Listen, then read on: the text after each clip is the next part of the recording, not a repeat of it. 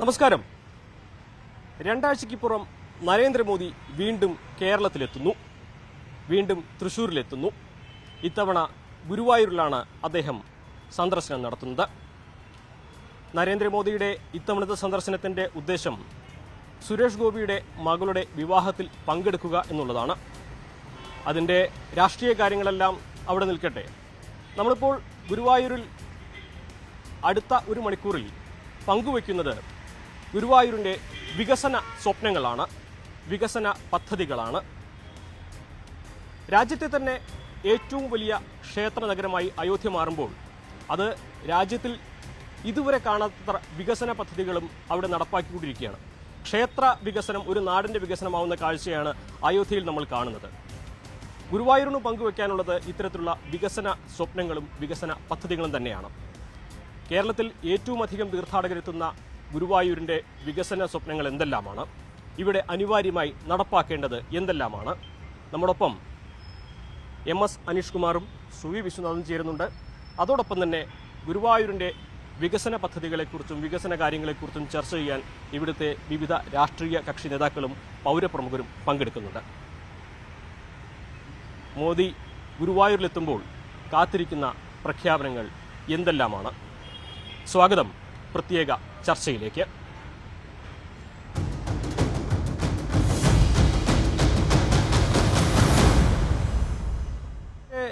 രാഷ്ട്രീയ കാര്യങ്ങളൊക്കെ ഒരുപാട് ചർച്ച ചെയ്യപ്പെടുന്നുണ്ട്.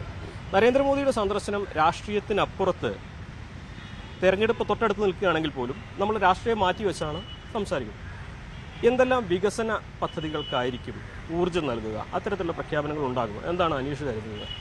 അനുമോദ, ഈ തെരഞ്ഞെടുപ്പ് അടുത്ത് നിൽക്കുകയാണെങ്കിലും കേവലം ഈ താമരപ്പൂക്കളുടെ തുലാഭാരത്തിനും സുരേഷ് ഗോപിയുടെ മകളുടെ വിവാഹ ചടങ്ങിലും മാത്രം പങ്കെടുക്കാനല്ല മോദി ഗുരുവായൂരപ്പനെ കാണാൻ എത്തുന്നതെന്നാണ് ഞാൻ കരുതുന്നത്.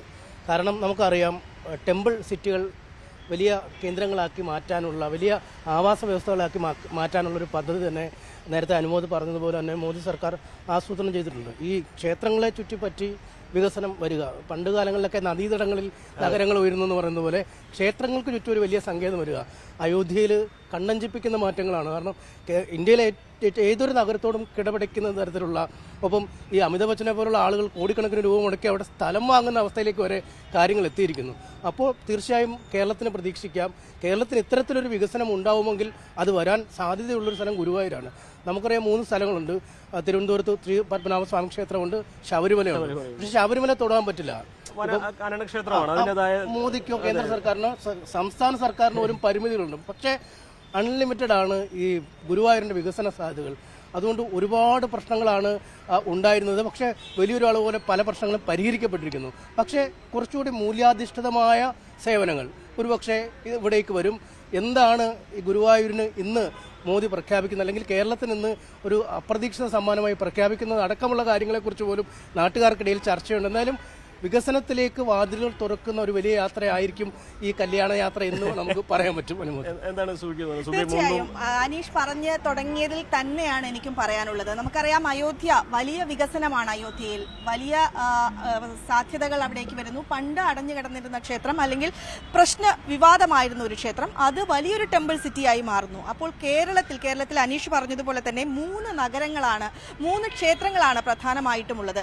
അതിൽ ശബരിമല എന്ന് പറയുന്നത് കാനന ക്ഷേത്രമാണ്. ആ ഒരു ക്ഷേത്രത്തിലേക്ക് നമുക്ക് ചെല്ലുക അസാധ്യമാണ്. പക്ഷേ ഗുരുവായൂർ എന്ന് പറയുന്നത് ഇനിയും വികസനം ഒരുപടി വേണ്ട ഒരു ടെമ്പിൾ എന്ന് തന്നെ നമുക്ക് വിശേഷിപ്പിക്കാൻ സാധിക്കും. പ്രത്യേകിച്ചും 3.5 കോടിയോളം ഭക്തരാണ് ഈ ക്ഷേത്രത്തിലേക്ക് എല്ലാ വർഷവും വരുന്നത്. 10,000-കണക്കിന് ആളുകൾ വരുന്നു. ഇനിയും സൗകര്യങ്ങൾ വർദ്ധിപ്പിക്കേണ്ടതുണ്ട്. വലിയ തോതിലുള്ള വികസന പദ്ധതികൾ ഇതിനോടകം തന്നെ കേന്ദ്ര സർക്കാർ ഇവിടെ പ്രഖ്യാപിച്ചിട്ടുണ്ട്. പ്രത്യേകിച്ചും എടുത്തു പറയുകയാണെങ്കിൽ അമൃതം പദ്ധതി, അല്ലെങ്കിൽ പ്രസാദം പദ്ധതി ഉൾപ്പെടെ കേന്ദ്ര സർക്കാരിന്റെ പരിഗണനയിൽ, കേന്ദ്ര സർക്കാരാണ് ആ പദ്ധതികൾ തുടക്കമിട്ടത്.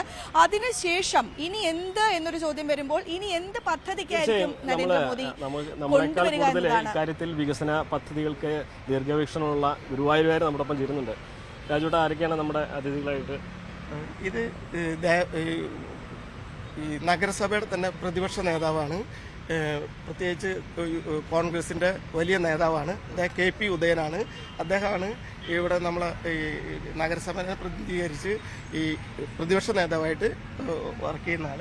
കൂടാതെ ഇത് അഡ്വക്കേറ്റ് നിവേദിത കഴിഞ്ഞ പ്രാവശ്യം ഇലക്ഷന് നിന്നിട്ട് ചെറിയൊരു പ്രശ്നങ്ങളുണ്ടായി. അത് തള്ളി BJPയുടെ ഒരു നേതാവാണ്.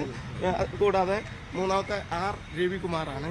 ഇദ്ദേഹം 40 വർഷമായി സാംസ്കാരിക രംഗത്ത് ഒരു ദൃശ്യ എന്ന് പറഞ്ഞിട്ടുള്ളൊരു ക്ലബ്ബുണ്ട്.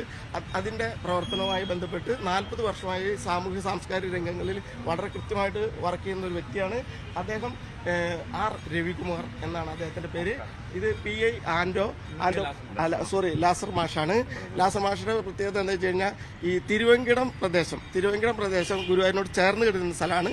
അവിടെ ഒരു മറ്റേ റെയിൽപാത വന്നു, അത് ക്ലോസ് ചെയ്യപ്പെട്ടപ്പോൾ തിരുവങ്കിടം അടിപ്പാത വേണം എന്നുള്ളൊരു വലിയ നിർദ്ദേശം വന്നിട്ടുണ്ട്. ആ തിരുവങ്കിടം അടിപ്പാതയ്ക്ക് വേണ്ടിയിട്ട് ആക്ഷൻ കൗൺസിൽ രൂപീകരിച്ച് വളരെ ശക്തമായി പ്രതിഷേധം നടത്തുന്ന ഒരു വ്യക്തി കൂടിയാണ് PI ലാസർ മാഷ്. ഈ നരേന്ദ്രമോദിയുടെ സന്ദർശനത്തോടനുബന്ധിച്ച് വലിയ സുരക്ഷാ ഒരുക്കങ്ങളൊക്കെ ആയതുകൊണ്ടാണ് നമ്മുടെ എല്ലാവർക്കും എത്തിച്ചേരുന്നതിന് അല്പം ബുദ്ധിമുട്ട് വന്നത്. നമ്മൾ ഒരുപാട് പേര് ഇനിയും പ്രതീക്ഷിക്കുന്നുണ്ട്. എങ്ങനെയാണ് നമുക്ക് ഈ വിഷയത്തിലേക്ക് വരികയാണെങ്കിൽ കേരളത്തിലെ ഏറ്റവും അധികം കേന്ദ്ര സഹായം ലഭ്യമായ ഒരു പദ്ധതി മേഖലയാണ് ഗുരുവായൂരുള്ളത്. എങ്ങനെയാണ് ഗുരുവായൂരിൻ്റെ വികസന സ്വപ്നങ്ങളെ ഈ നരേന്ദ്രമോദിയുടെ സന്ദർശനവുമായി ബന്ധപ്പെടുത്തി കാണുന്നത്? ബഹുമാന്യനായ ഇന്ത്യൻ പ്രധാനമന്ത്രി ഗുരുവായൂരിൽ വന്നിട്ട് അദ്ദേഹം ഒരു സ്വകാര്യ ചടങ്ങിലേക്കാണ് അദ്ദേഹം ഗുരുവായൂരിലേക്ക് വരുന്നത്. അത് വന്നതിന് ശേഷം ഗുരുവായൂരിന് ഇന്ത്യ ഗവൺമെന്റ് എന്തൊക്കെ സംഭാവന നൽകും എന്നത് അദ്ദേഹത്തിന്റെ പ്രഖ്യാപനത്തിന് ശേഷം മാത്രമാണ് നമുക്ക് അത് ഏത് രീതിയിലാണെന്ന് നമുക്ക് വിലയിരുത്തുവാനോ അതിനെപ്പറ്റി സംസാരിക്കുവാനോ കഴിയുകയുള്ളൂ. ഇപ്പോൾ അതൊന്നും തന്നെ ഒന്നും പുറത്തു വരാത്ത കാര്യങ്ങളാണ്. ഒരു സ്വകാര്യ ചടങ്ങിനായി ഗുരുവായൂരിലേക്ക് എത്തുന്നു എന്ന് മാത്രമാണ് നമുക്കൊക്കെ തന്നെ അറിയാവുന്ന കാര്യം. കേന്ദ്ര പദ്ധതികൾ, കേന്ദ്ര ആനുകൂല്യങ്ങൾ മുൻകാലങ്ങളിലും ഗുരുവായൂരിനായിട്ട് ലഭ്യമായിട്ടുള്ളതാണ്. നമുക്കറിയാം, ഏറ്റവും പ്രധാനപ്പെട്ട കുടിവെള്ള പദ്ധതിയുമായി ബന്ധപ്പെട്ടിട്ടുള്ള വിഷയങ്ങളിലടക്കം കേന്ദ്ര ഗവൺമെന്റ് മുൻകാലങ്ങളിലും ഗുരുവായൂരിന് ഒരുപാട് ആനുകൂല്യങ്ങൾ തന്നിട്ടുള്ളതാണ്. ഇപ്പോഴത്തെ അമൃത് പദ്ധതി, പ്രസാദ് പദ്ധതി തുടങ്ങിയുള്ള പദ്ധതികൾ അത് 50% അമൃത് പദ്ധതിയിൽ 50% കേന്ദ്ര ഗവൺമെന്റിന്റെയും 30% സംസ്ഥാന സർക്കാരിന്റെയും 20% നഗരസഭയുടെയും അങ്ങനെയുള്ള ഒരു ശതമാനത്തിലാണ് അമൃത് പദ്ധതി നടപ്പിലാക്കുന്നത്. പ്രസാദ് പദ്ധതി പൂർണ്ണമായും കേന്ദ്ര പദ്ധതി ഫണ്ട് തന്നെയാണ് ഉപയോഗിക്കുന്നത്. അത്തരത്തിലുള്ള പദ്ധതികൾ ഗുരുവായൂരിന് ലഭ്യമായിട്ടുണ്ട്. അത് കൃത്യമായി വിനിയോഗിക്കപ്പെട്ടിട്ടുണ്ടോ എന്ന കാര്യത്തിൽ എനിക്ക് ആശങ്കയുണ്ട്. ഞാനതിലൊരു രാഷ്ട്രീയം കലർത്തി പറയാൻ ആഗ്രഹിക്കുന്നതല്ല. ഒരു വലിയ ദീർഘവീക്ഷണത്തോടു കൂടിയാണ് ഗുരുവായൂരിൽ ഇത്തരം പദ്ധതികൾ മുഴുവൻ നടപ്പിലാക്കേണ്ടത്. ഇപ്പോൾ കുറച്ചു മുമ്പ് എനിക്ക് ഇതിന്റെ അവതാരിക പ്രിയപ്പെട്ട സഹോദരി സൂചിപ്പിച്ചതുപോലെ 3.5 കോടി ജനം ഒരു വർഷം ഗുരുവായൂരിലേക്ക് എത്തുന്നു എന്നുള്ള അത് എത്രയോ വർഷങ്ങൾക്ക് മുമ്പുള്ള ഒരു കണക്കാണ്. പുതുതായിട്ടുള്ള അതുമായി ബന്ധപ്പെട്ടുള്ള കൃത്യമായിട്ടുള്ള ഒരു കണക്കുകളൊന്നും തന്നെ രേഖപ്പെടുത്തിയതായി നമുക്ക് അറിവില്ല. 5 കോടിയിലധികം ജനങ്ങൾ ഒരു വർഷം ഗുരുവായൂരിലേക്ക് എത്തുന്നതാണ്. അതായത് ഈ സംസ്ഥാനത്തിന്റെ ജനസംഖ്യയേക്കാൾ കൂടുതൽ ജനങ്ങൾ ഗുരുവായൂരിലേക്ക് ഒരു വർഷം എത്തുന്നു എന്ന് പറയുമ്പോൾ ഈ ചെറിയ നഗരം എത്രത്തോളം കഠിനമായ പ്രയത്നത്തിലൂടെയാണ് അവരെയൊക്കെ സ്വീകരിക്കുവാനും അവർക്ക് സന്തോഷകരമായ ഒരു തീർത്ഥാടന നഗരം ഒരുക്കുവാനും തിരിച്ചു പോകുവാനുള്ള അവസരം ഒരുക്കുക എന്നത് ഏറ്റവും പ്രധാനപ്പെട്ട കാര്യമാണ്. അതുകൊണ്ട് തന്നെ ഒരു വിശാല ഗുരുവായൂരായതിനു ശേഷം, അതായത് ഗുരുവായൂർ നഗരസഭ പണ്ട് ഏറ്റവും ചുരുങ്ങിയ ഒരു പ്രദേശത്ത് കിടന്നിരുന്നതാണ്. അത് തൊട്ടടുത്ത പൂക്കോട് പഞ്ചായത്തും തൊട്ടപ്പുറത്ത തൈക്കാട് പഞ്ചായത്തും കൂട്ടിച്ചേർക്കപ്പെട്ട് 2010 വിശാല ഗുരുവായൂരായി. ആ വിശാല ഗുരുവായൂരിനെ ഇത്രയും തിരക്കുള്ള ഒരു ക്ഷേത്ര നഗരി ഏത് രീതിയിൽ വികസിപ്പിക്കണമെന്നത് ഇനിയും ചർച്ച ചെയ്യപ്പെടേണ്ട വിഷയമാണ്. ഇപ്പോൾ ഈ എല്ലാ സർക്കാരുകളും ചെയ്യുന്നതിന്റെ തുടർച്ചയാണ് ഗുരുവായൂരിലെ എന്നാണ് അവർ പറയുന്നത്. എന്താണ് പറയുന്നത്? നോക്കൂ, ഇന്ന് ഭാരതത്തിൽ വെറും 10 വർഷം ഭരിച്ച ഒരു കേന്ദ്ര സർക്കാർ എന്തൊക്കെ ചെയ്തിരിക്കുന്നു എന്നുള്ളതിനെ കുറിച്ചാണ് നമ്മൾ ചിന്തിക്കേണ്ടത്. അതല്ലാതെ 75 വർഷം സ്വാതന്ത്ര്യാനന്ദ ഭാരതത്തിൽ ഇത്രയും കാലം ഭരിച്ചവർ എന്ത് ചെയ്തു എന്നുള്ളത് ആകെ 50 കോടി അല്ലെങ്കിൽ 40 കോടി എന്നൊക്കെ പറയുമ്പോൾ അവിടെ രാഷ്ട്രീയം പറയുകയാണ്. വ്യക്തമായി തന്നെ ഇവിടുത്തെ നഗരസഭയുടെ അധിപനായിട്ടുള്ള വ്യക്തി, പ്രതിപക്ഷം ഇവിടെയുണ്ട്, അവർ പറയുന്നു ശരിയാണ്, അവരുടെ കാലത്തും അത്യാവശ്യം കാര്യങ്ങൾ ഈ ഒരു നഗരത്തിന് വേണ്ടി ചെയ്തിരിക്കുന്നു എന്നുള്ള കാര്യത്തിൽ നമുക്ക് തർക്കമൊന്നുമില്ല. പക്ഷേ വെറും 10 വർഷം കൊണ്ട് ഇവിടെ നരേന്ദ്രമോദി സർക്കാർ എന്ത് ചെയ്തിരിക്കുന്നു എന്നുള്ളതാണ് സൂചിപ്പിക്കേണ്ടത്. ഇതിൽ പ്രസാദം പദ്ധതി നമുക്കറിയാം, 100 കോടി ആദ്യ ഘട്ടം എന്ന രീതിയിൽ 100% കേന്ദ്ര ഫണ്ട് ഇവിടെ എത്തിക്കാമായിരുന്നു. അതിൽ എത്ര കോടിയുടെ പദ്ധതിയാണ് നമ്മൾ വെച്ചത്? അത് പൂർണ്ണമായിട്ടും കേന്ദ്ര സർക്കാർ ലഭ്യമാക്കി നൽകിയോ? അപ്പോൾ അതിൽ ബാക്കിയുള്ള തുകയ്ക്ക് നമുക്ക് പ്രൊജക്ട് വെക്കാമായിരുന്നില്ലേ? അപ്പോൾ അത് വെക്കാതിരിക്കുന്നത് ആരുടെ ഭാഗത്തിലുള്ള കുറവാണ് എന്നുള്ളത് പരിശോധിക്കണ്ടേ? അതൊരിക്കലും കേന്ദ്ര സർക്കാരിന്റെ തലയിൽ കെട്ടിവെക്കാനാവില്ല. കാരണം കേന്ദ്ര സർക്കാർ കൃത്യമായി തന്നെ 100 കോടി ആദ്യ ഗഡു എന്ന നിലയിൽ ഗ്രാൻഡായി, പൂർണ്ണമായിട്ടും ഗ്രാൻഡായി തന്നെ, അതായത് 1 രൂപ പോലും കേരള സർക്കാരിന്റെയോ ലോക്കൽ ബോഡിയുടെയോ ആവശ്യമില്ല എന്ന് പ്രഖ്യാപിച്ചതിന് ശേഷവും ആ 100 കോടിയുടെ പദ്ധതി പൂർണ്ണമായിട്ടും നമുക്ക് നൽകാനായിട്ടില്ലെങ്കിൽ അത് ഇവിടുത്തെ ഗവൺമെന്റിന്റെ അല്ലെങ്കിൽ ഇവിടുത്തെ പ്രാദേശിക നേതൃത്വത്തിന്റെ അധികാര കേന്ദ്രങ്ങളിൽ ഉണ്ടായിട്ടുള്ള കുറവ് തന്നെയാണ്. അങ്ങനെ പറയുമ്പോഴും നാളെ നരേന്ദ്രമോദി വീണ്ടും ഗുരുവായൂർ എത്തുകയാണ്. ഒരു ലോക്സഭാ തെരഞ്ഞെടുപ്പിന് മുന്നിൽ നിന്നുകൊണ്ടാണ് സംസാരിക്കുന്നത്. അയോധ്യയിൽ ഇത്രയും വലിയ വികസനം വരുമ്പോൾ കേരളത്തിലെ ഏറ്റവും വലിയ ക്ഷേത്രത്തിൽ എന്ത് വികസനമാണ് ഇനി വേണ്ടത് എന്നാണ് BJP കരുതുന്നത്? നോക്കൂ, നാളത്തെ അദ്ദേഹത്തിന്റെ സന്ദർശനം പൂർണ്ണമായിട്ടും ഒരു സ്വകാര്യ സന്ദർശനമാണ്. പക്ഷേ അദ്ദേഹത്തിന്റെ 2ാം ഊഴത്തിലെ ആദ്യത്തെ സന്ദർശനത്തിൽ ഗുരുവായൂരിൽ അദ്ദേഹം വന്ന സമയത്ത് തന്നെ അദ്ദേഹം വ്യക്തമാക്കിയിട്ടുണ്ട് ഈ ക്ഷേത്ര നഗരിയുടെ വികസനത്തിൽ പൂർണ്ണ ശ്രദ്ധ കേന്ദ്ര സർക്കാരിന്റെ ഉണ്ടാകുമെന്നുള്ളത്. അതുകൊണ്ട് തന്നെ ഇവിടെ അടിസ്ഥാനപരമായിട്ട് ഇനിയും നിരവധിയായിട്ടുള്ള കാര്യങ്ങൾ ചെയ്യേണ്ടതുണ്ട്. അയോധ്യയിൽ എന്തുകൊണ്ട് ഇങ്ങനെ ഉണ്ടാകുന്നു എന്ന് ചോദിച്ചാൽ അവിടെയുള്ള ഗവൺമെന്റിന്റെ ഒരു ശക്തമായിട്ടുള്ള ഇടപെടലും കൃത്യമായിട്ടും പൂർണ്ണമായിട്ടും ഫണ്ടുകൾ ഉപയോഗിക്കുന്ന ട്രസ്റ്റ് ഉൾപ്പെടെയുള്ളവരാണ് അതെല്ലാം ചെയ്യുന്നത്. നമുക്ക് തീർച്ചയായിട്ടും നിരവധിയായിട്ടുള്ള പദ്ധതികൾ ഇനിയും നമുക്ക് നൽകാവുന്നതാണ്. പൂർണ്ണമായിട്ടും ഇപ്പോൾ 3.5 കോടി ജനങ്ങളാണ് ഭക്തരാണ് ഈ കേരളത്തിലെ ഈ ഒരു ഭാഗത്ത് മാത്രം എത്തുന്നത്, ദർശനത്തിനായി എത്തുന്നത് എന്ന് പറഞ്ഞ കണക്കുകൾ ഇവിടെ സൂചിപ്പിക്കുകയുണ്ടായല്ലോ.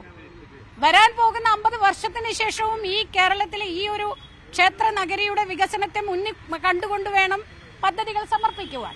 അത്തരത്തിൽ ഒരു പദ്ധതി നൽകുകയാണെങ്കിൽ അത് പൂർണ്ണമായിട്ടും കേന്ദ്ര സർക്കാർ നടപ്പിലാക്കും എന്നുള്ളതിൽ യാതൊരുവിധ സംശയവും വേണ്ട.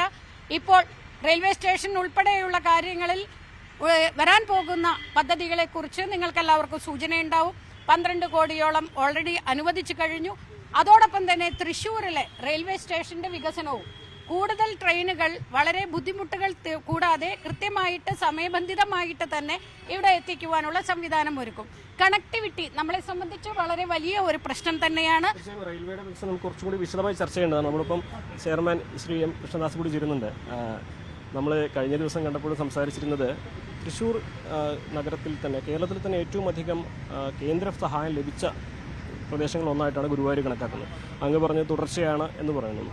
എങ്ങനെയാണ് ഈ നരേന്ദ്രമോദിയുടെ ഈ ഒരു സന്ദർശനം, തെരഞ്ഞെടുപ്പ് മുന്നിൽ നിൽക്കുകയുള്ള സന്ദർശനം, പ്രതീക്ഷകൾ നൽകുന്നുണ്ടോ? പ്രഖ്യാപനങ്ങൾ ഉണ്ടാകുമെന്ന് കരുതുന്നു? അനുഭവത്തിന്റെ അടിസ്ഥാനത്തിൽ ഒരു പ്രതീക്ഷയും നൽകുന്നില്ല. നരേന്ദ്രമോദിജി 2ാമത് ഇന്ത്യയുടെ പ്രധാനമന്ത്രി ആയതിനു ശേഷം 2019 ജൂൺ മാസത്തിൽ ഗുരുവായൂരിൽ വന്നിരുന്നു. അന്ന് മാധ്യമങ്ങളെല്ലാം എഴുതിയത് വിശ്വപ്രസിദ്ധമായ ഈ ക്ഷേത്ര നഗരത്തിന്റെ വികസനത്തിന് വേണ്ടി വലിയ പാക്കേജുകൾ പ്രഖ്യാപിക്കുമെന്നാണ് ഞങ്ങളും പ്രതീക്ഷിച്ചു. അദ്ദേഹം ഗുരുവായൂർ ക്ഷേത്രത്തിൽ തൊഴുതു. പിന്നീട് BJPയുടെ ഒരു പൊതുപരിപാടിയിൽ പങ്കെടുക്കുകയും ചെയ്തു. ഏതെങ്കിലും തരത്തിലുള്ള ഒരു പ്രഖ്യാപനവും ഈ ഗുരുവായൂരിന് വേണ്ടി അദ്ദേഹം നടത്തിയതായി നമ്മളാരും മനസ്സിലാക്കിയിട്ടില്ല. അമ്പലത്തിൽ പോയതിനു ശേഷം ശ്രീവത്സത്തിൽ അദ്ദേഹം മാധ്യമപ്രവർത്തകരെ കണ്ടു. ഏതെങ്കിലും തരത്തിൽ പറഞ്ഞില്ല. പിന്നീട് പൊതുപരിപാടിയിലും അദ്ദേഹം പ്രഖ്യാപിച്ചതായി പറഞ്ഞിട്ടില്ല. പിറ്റേ ദിവസം മാധ്യമങ്ങളിൽ വന്ന വേറൊരു വാർത്ത അദ്ദേഹം പ്രഖ്യാപിച്ചിട്ടില്ലെങ്കിലും വലിയ പാക്കേജ് ഉടനെ വരുമെന്നാണ്. അത് കഴിഞ്ഞിപ്പോൾ 2019 കഴിഞ്ഞ് ഇപ്പോൾ 2024 നമ്മൾ നിൽക്കുന്നത്. ഏതെങ്കിലും ഒരു പ്രത്യേക പാക്കേജ് ഈ ലോകത്തിലെ ഏറ്റവും പ്രധാനപ്പെട്ട തീർത്ഥാടന നഗരമായ ഗുരുവായൂരിന് വേണ്ടി അദ്ദേഹം പ്രഖ്യാപിച്ചതായിട്ടോ കേന്ദ്ര ഗവൺമെന്റ് പ്രഖ്യാപിച്ചതായിട്ടോ ഞങ്ങൾക്കാർക്കും അറിയില്ല. പക്ഷെ അങ്ങനെ പറയുമ്പോഴും ഈ അമൃതം പദ്ധതിയായാലും പ്രസാദം പദ്ധതിയായാലും ഏറ്റവും കൂടുതൽ കേന്ദ്ര ഫണ്ടുകൾ, സംസ്ഥാന സർക്കാരിനേക്കാൾ ഏറ്റവും കൂടുതൽ കേന്ദ്ര ഫണ്ടുകൾ ഗുരുവായൂരിലേക്ക് എത്തിയിട്ടുണ്ട്. അപ്പൊ കണ്ണടച്ച് നമുക്ക് ചെയ്തില്ല എന്ന് പറയാൻ സാധിക്കും? ഞാൻ പറയാം. അമൃത് പദ്ധതി, പ്രസാദ് പദ്ധതി, ഈ രണ്ട് പദ്ധതികളാണ്. ബഹുമാന്യനായ പ്രധാനമന്ത്രി നരേന്ദ്രമോദിജി വരുന്നതിന് മുമ്പ് തന്നെ അമൃത് പദ്ധതി പ്രകാരം കേരളത്തിലെ 6 കോർപ്പറേഷനും അതിനോടൊപ്പം 3 നഗരസഭകൾക്കും അമൃതിന്റെ 1ാം ഘട്ടം അനുവദിച്ചിരുന്നു. 1ാം ഘട്ടത്തിൽ ഗുരുവായൂർ നഗരസഭ, പാലക്കാട് നഗരസഭ, ആലപ്പുഴ നഗരസഭ കൂടാതെ 6 കോർപ്പറേഷനുകൾ. ഇതാണ് ആദ്യഘട്ടത്തിൽ ഉൾപ്പെടുത്തിയിരുന്നത്. സ്വാഭാവികമായും കേന്ദ്രാവിഷ്കൃത പദ്ധതി എന്ന് പറയുന്നത് ഒരു പുതുമയുള്ള കാര്യമല്ല. എല്ലാ കേന്ദ്ര ഗവൺമെന്റുകളും ഇന്ത്യയിലെ നഗരങ്ങളുടെ അടിസ്ഥാന സൗകര്യ വികസനത്തിന് വേണ്ടി അതാത് കാലങ്ങളിൽ വ്യത്യസ്തമായിട്ടുള്ള പദ്ധതികൾ പ്രഖ്യാപിക്കാറുണ്ട്. നേരത്തെ UPA ഗവൺമെൻറ്റുള്ള കാലത്ത് UIDSSMT, urban infrastructure development small and medium town എന്ന് പറയുന്നൊരു പദ്ധതി പ്രഖ്യാപിച്ചു. അതിൻ്റെ ഭാഗമായിട്ടാണ് ഗുരുവായൂരിൽ 50 കോടി രൂപയുടെ കുടിവെള്ള പദ്ധതി വന്നത്. പക്ഷേ ആ പദ്ധതിയുടെ പ്രത്യേകത 10% പണം നഗരസഭയും 10% പണം സംസ്ഥാന ഗവൺമെൻറ്റും 80% പണം കേന്ദ്ര ഗവൺമെൻറ്റും. എന്നാൽ ഈ പദ്ധതി പേര് മാറ്റി അമൃതായപ്പോൾ 50% പണം സർക്കാർ കേന്ദ്ര ഗവൺമെൻറ്റും ബാക്കി 50% നഗരസഭയും സംസ്ഥാന ഗവൺമെൻറ്റും എടുക്കണം. അപ്പോൾ ഇതൊരു പ്രത്യേക പദ്ധതിയൊന്നുമല്ല. ഇത് കേരളത്തിലെ ഇന്ത്യയിലെ നഗരങ്ങൾക്ക് വേണ്ടി ഇന്ത്യ ഗവൺമെൻറ്റിൻ്റെ ബാധ്യതയും ചുമതലയുമാണ്. അതിൻ്റെ ഭാഗമായി അനുവദിക്കുന്ന പദ്ധതിയാണ് പ്രസാദ് പദ്ധതി. അത് ഗ്രാൻഡാണ്. 2 പദ്ധതികൾ ഗുരുവായൂർ നഗരസഭയ്ക്ക് അനുവദിച്ചു. 9 കോടി രൂപയുടെ ഫെസിലിറ്റേഷൻ സെന്റർ പണിതു. 4 കോടിയോളം വരുന്ന ഒരു അമ്യൂണിറ്റി സെന്ററും പണിതു. ഗുരുവായൂർ നഗരസഭ ആ ഗ്രാന്റ് സ്വീകരിച്ചു. ഇതല്ലാതെ ഈ ലോകപ്രശസ്തമായിട്ടുള്ള ഈ തീർത്ഥാടന നഗരത്തിന് വേണ്ടി മറ്റെന്ത് പദ്ധതി നടപ്പിലാക്കി എന്നാണ് പറയുന്നത്? ഇവിടെ ഞാൻ പറഞ്ഞു വരുമ്പോൾ നിങ്ങൾ ചർച്ച ചെയ്താണ് ഗുരുവായൂർ റെയിൽവേ. നിങ്ങളെല്ലാ മാധ്യമ പ്രവർത്തകരും ഗുരുവായൂർ റെയിൽവേ സ്റ്റേഷനിൽ നിന്ന് പോയി നോക്കണം. ഇങ്ങനത്തെ ഒരു ഇത്രയും മോശമായ റോഡ് പോലും, പൊളിച്ച റോഡ് പോലും നേരെയാക്കാൻ പറ്റാത്ത റെയിൽവേ. 1994 30 കൊല്ലമായി ഗുരുവായൂർ റെയിൽവേ സ്റ്റേഷൻ സ്ഥാപിതമായിട്ട് വടക്കോട്ട് റെയിൽ നീട്ടുന്നതിന് ഒരു നടപടിയുമില്ല. ഗുരുവായൂരുണ്ടായിരുന്ന ഉണ്ടായിരുന്ന ട്രെയിൻ തന്നെ വെട്ടിക്കുറച്ചു. റെയിൽവേയുടെ ഒരു സാധ്യതയിൽ ഇപ്പോൾ പ്രഖ്യാപിച്ചിട്ടുണ്ട്, നടപ്പിലാവട്ടെ, നല്ല കാര്യം. അതുകൊണ്ട് ഞങ്ങളുടെ അനുഭവത്തിന്റെ അടിസ്ഥാനത്തിൽ അദ്ദേഹം ഇവിടെ വരുന്നത് തികച്ചും സ്വകാര്യമായ ഒരു സന്ദർശനത്തിനാണ്. അദ്ദേഹത്തിന്റെ സന്ദർശനത്തിന് ശേഷം അദ്ദേഹം എന്തെങ്കിലും പ്രഖ്യാപിക്കട്ടെ. പ്രഖ്യാപിക്കുമ്പോൾ അതിനെ സംബന്ധിച്ച് അഭിപ്രായം പറയാം. ഇപ്പോഴത്തെ അനുഭവത്തിൽ ഒരു പ്രത്യേകതയും ഉണ്ടാകുമെന്ന് ഞങ്ങൾ തീർച്ചയായിട്ടും. കാരണം ഇവിടെ ഈ പ്രതിപാദിച്ച 2 പദ്ധതികളിൽ പ്രസാദം പദ്ധതി പൂർണ്ണമായിട്ടും ഗ്രാൻഡാണ്. ഇതിനു മുമ്പ് അതിൽ 100 കോടിയോളം, നേരത്തെ ഞാൻ സൂചിപ്പിച്ചു, 100 കോടിയോളം അതിൽ വകയിരുത്തിയിട്ട് നമുക്ക് ഉപയോഗിക്കാനായത് എത്രയെന്ന് ചോദിക്കുമ്പോൾ അതിനുള്ള പദ്ധതികൾ സമർപ്പിക്കേണ്ടവർ കൃത്യമായിട്ട് അത് സമർപ്പിക്കാത്തത് കൊണ്ടാണ്.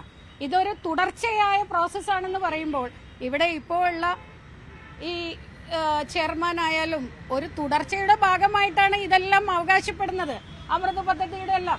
കാരണം ഇതിനു മുമ്പുണ്ടായിരുന്ന ചെയർപേഴ്സൺ ആണ് ഇതിനു വേണ്ടിയിട്ട് മുൻപ് പ്രവർത്തിച്ചത്. അതേപോലെ തന്നെ MP ആയിരുന്നവരും ഇതിനു വേണ്ടിയിട്ട് പ്രവർത്തിച്ചിട്ടുണ്ട്.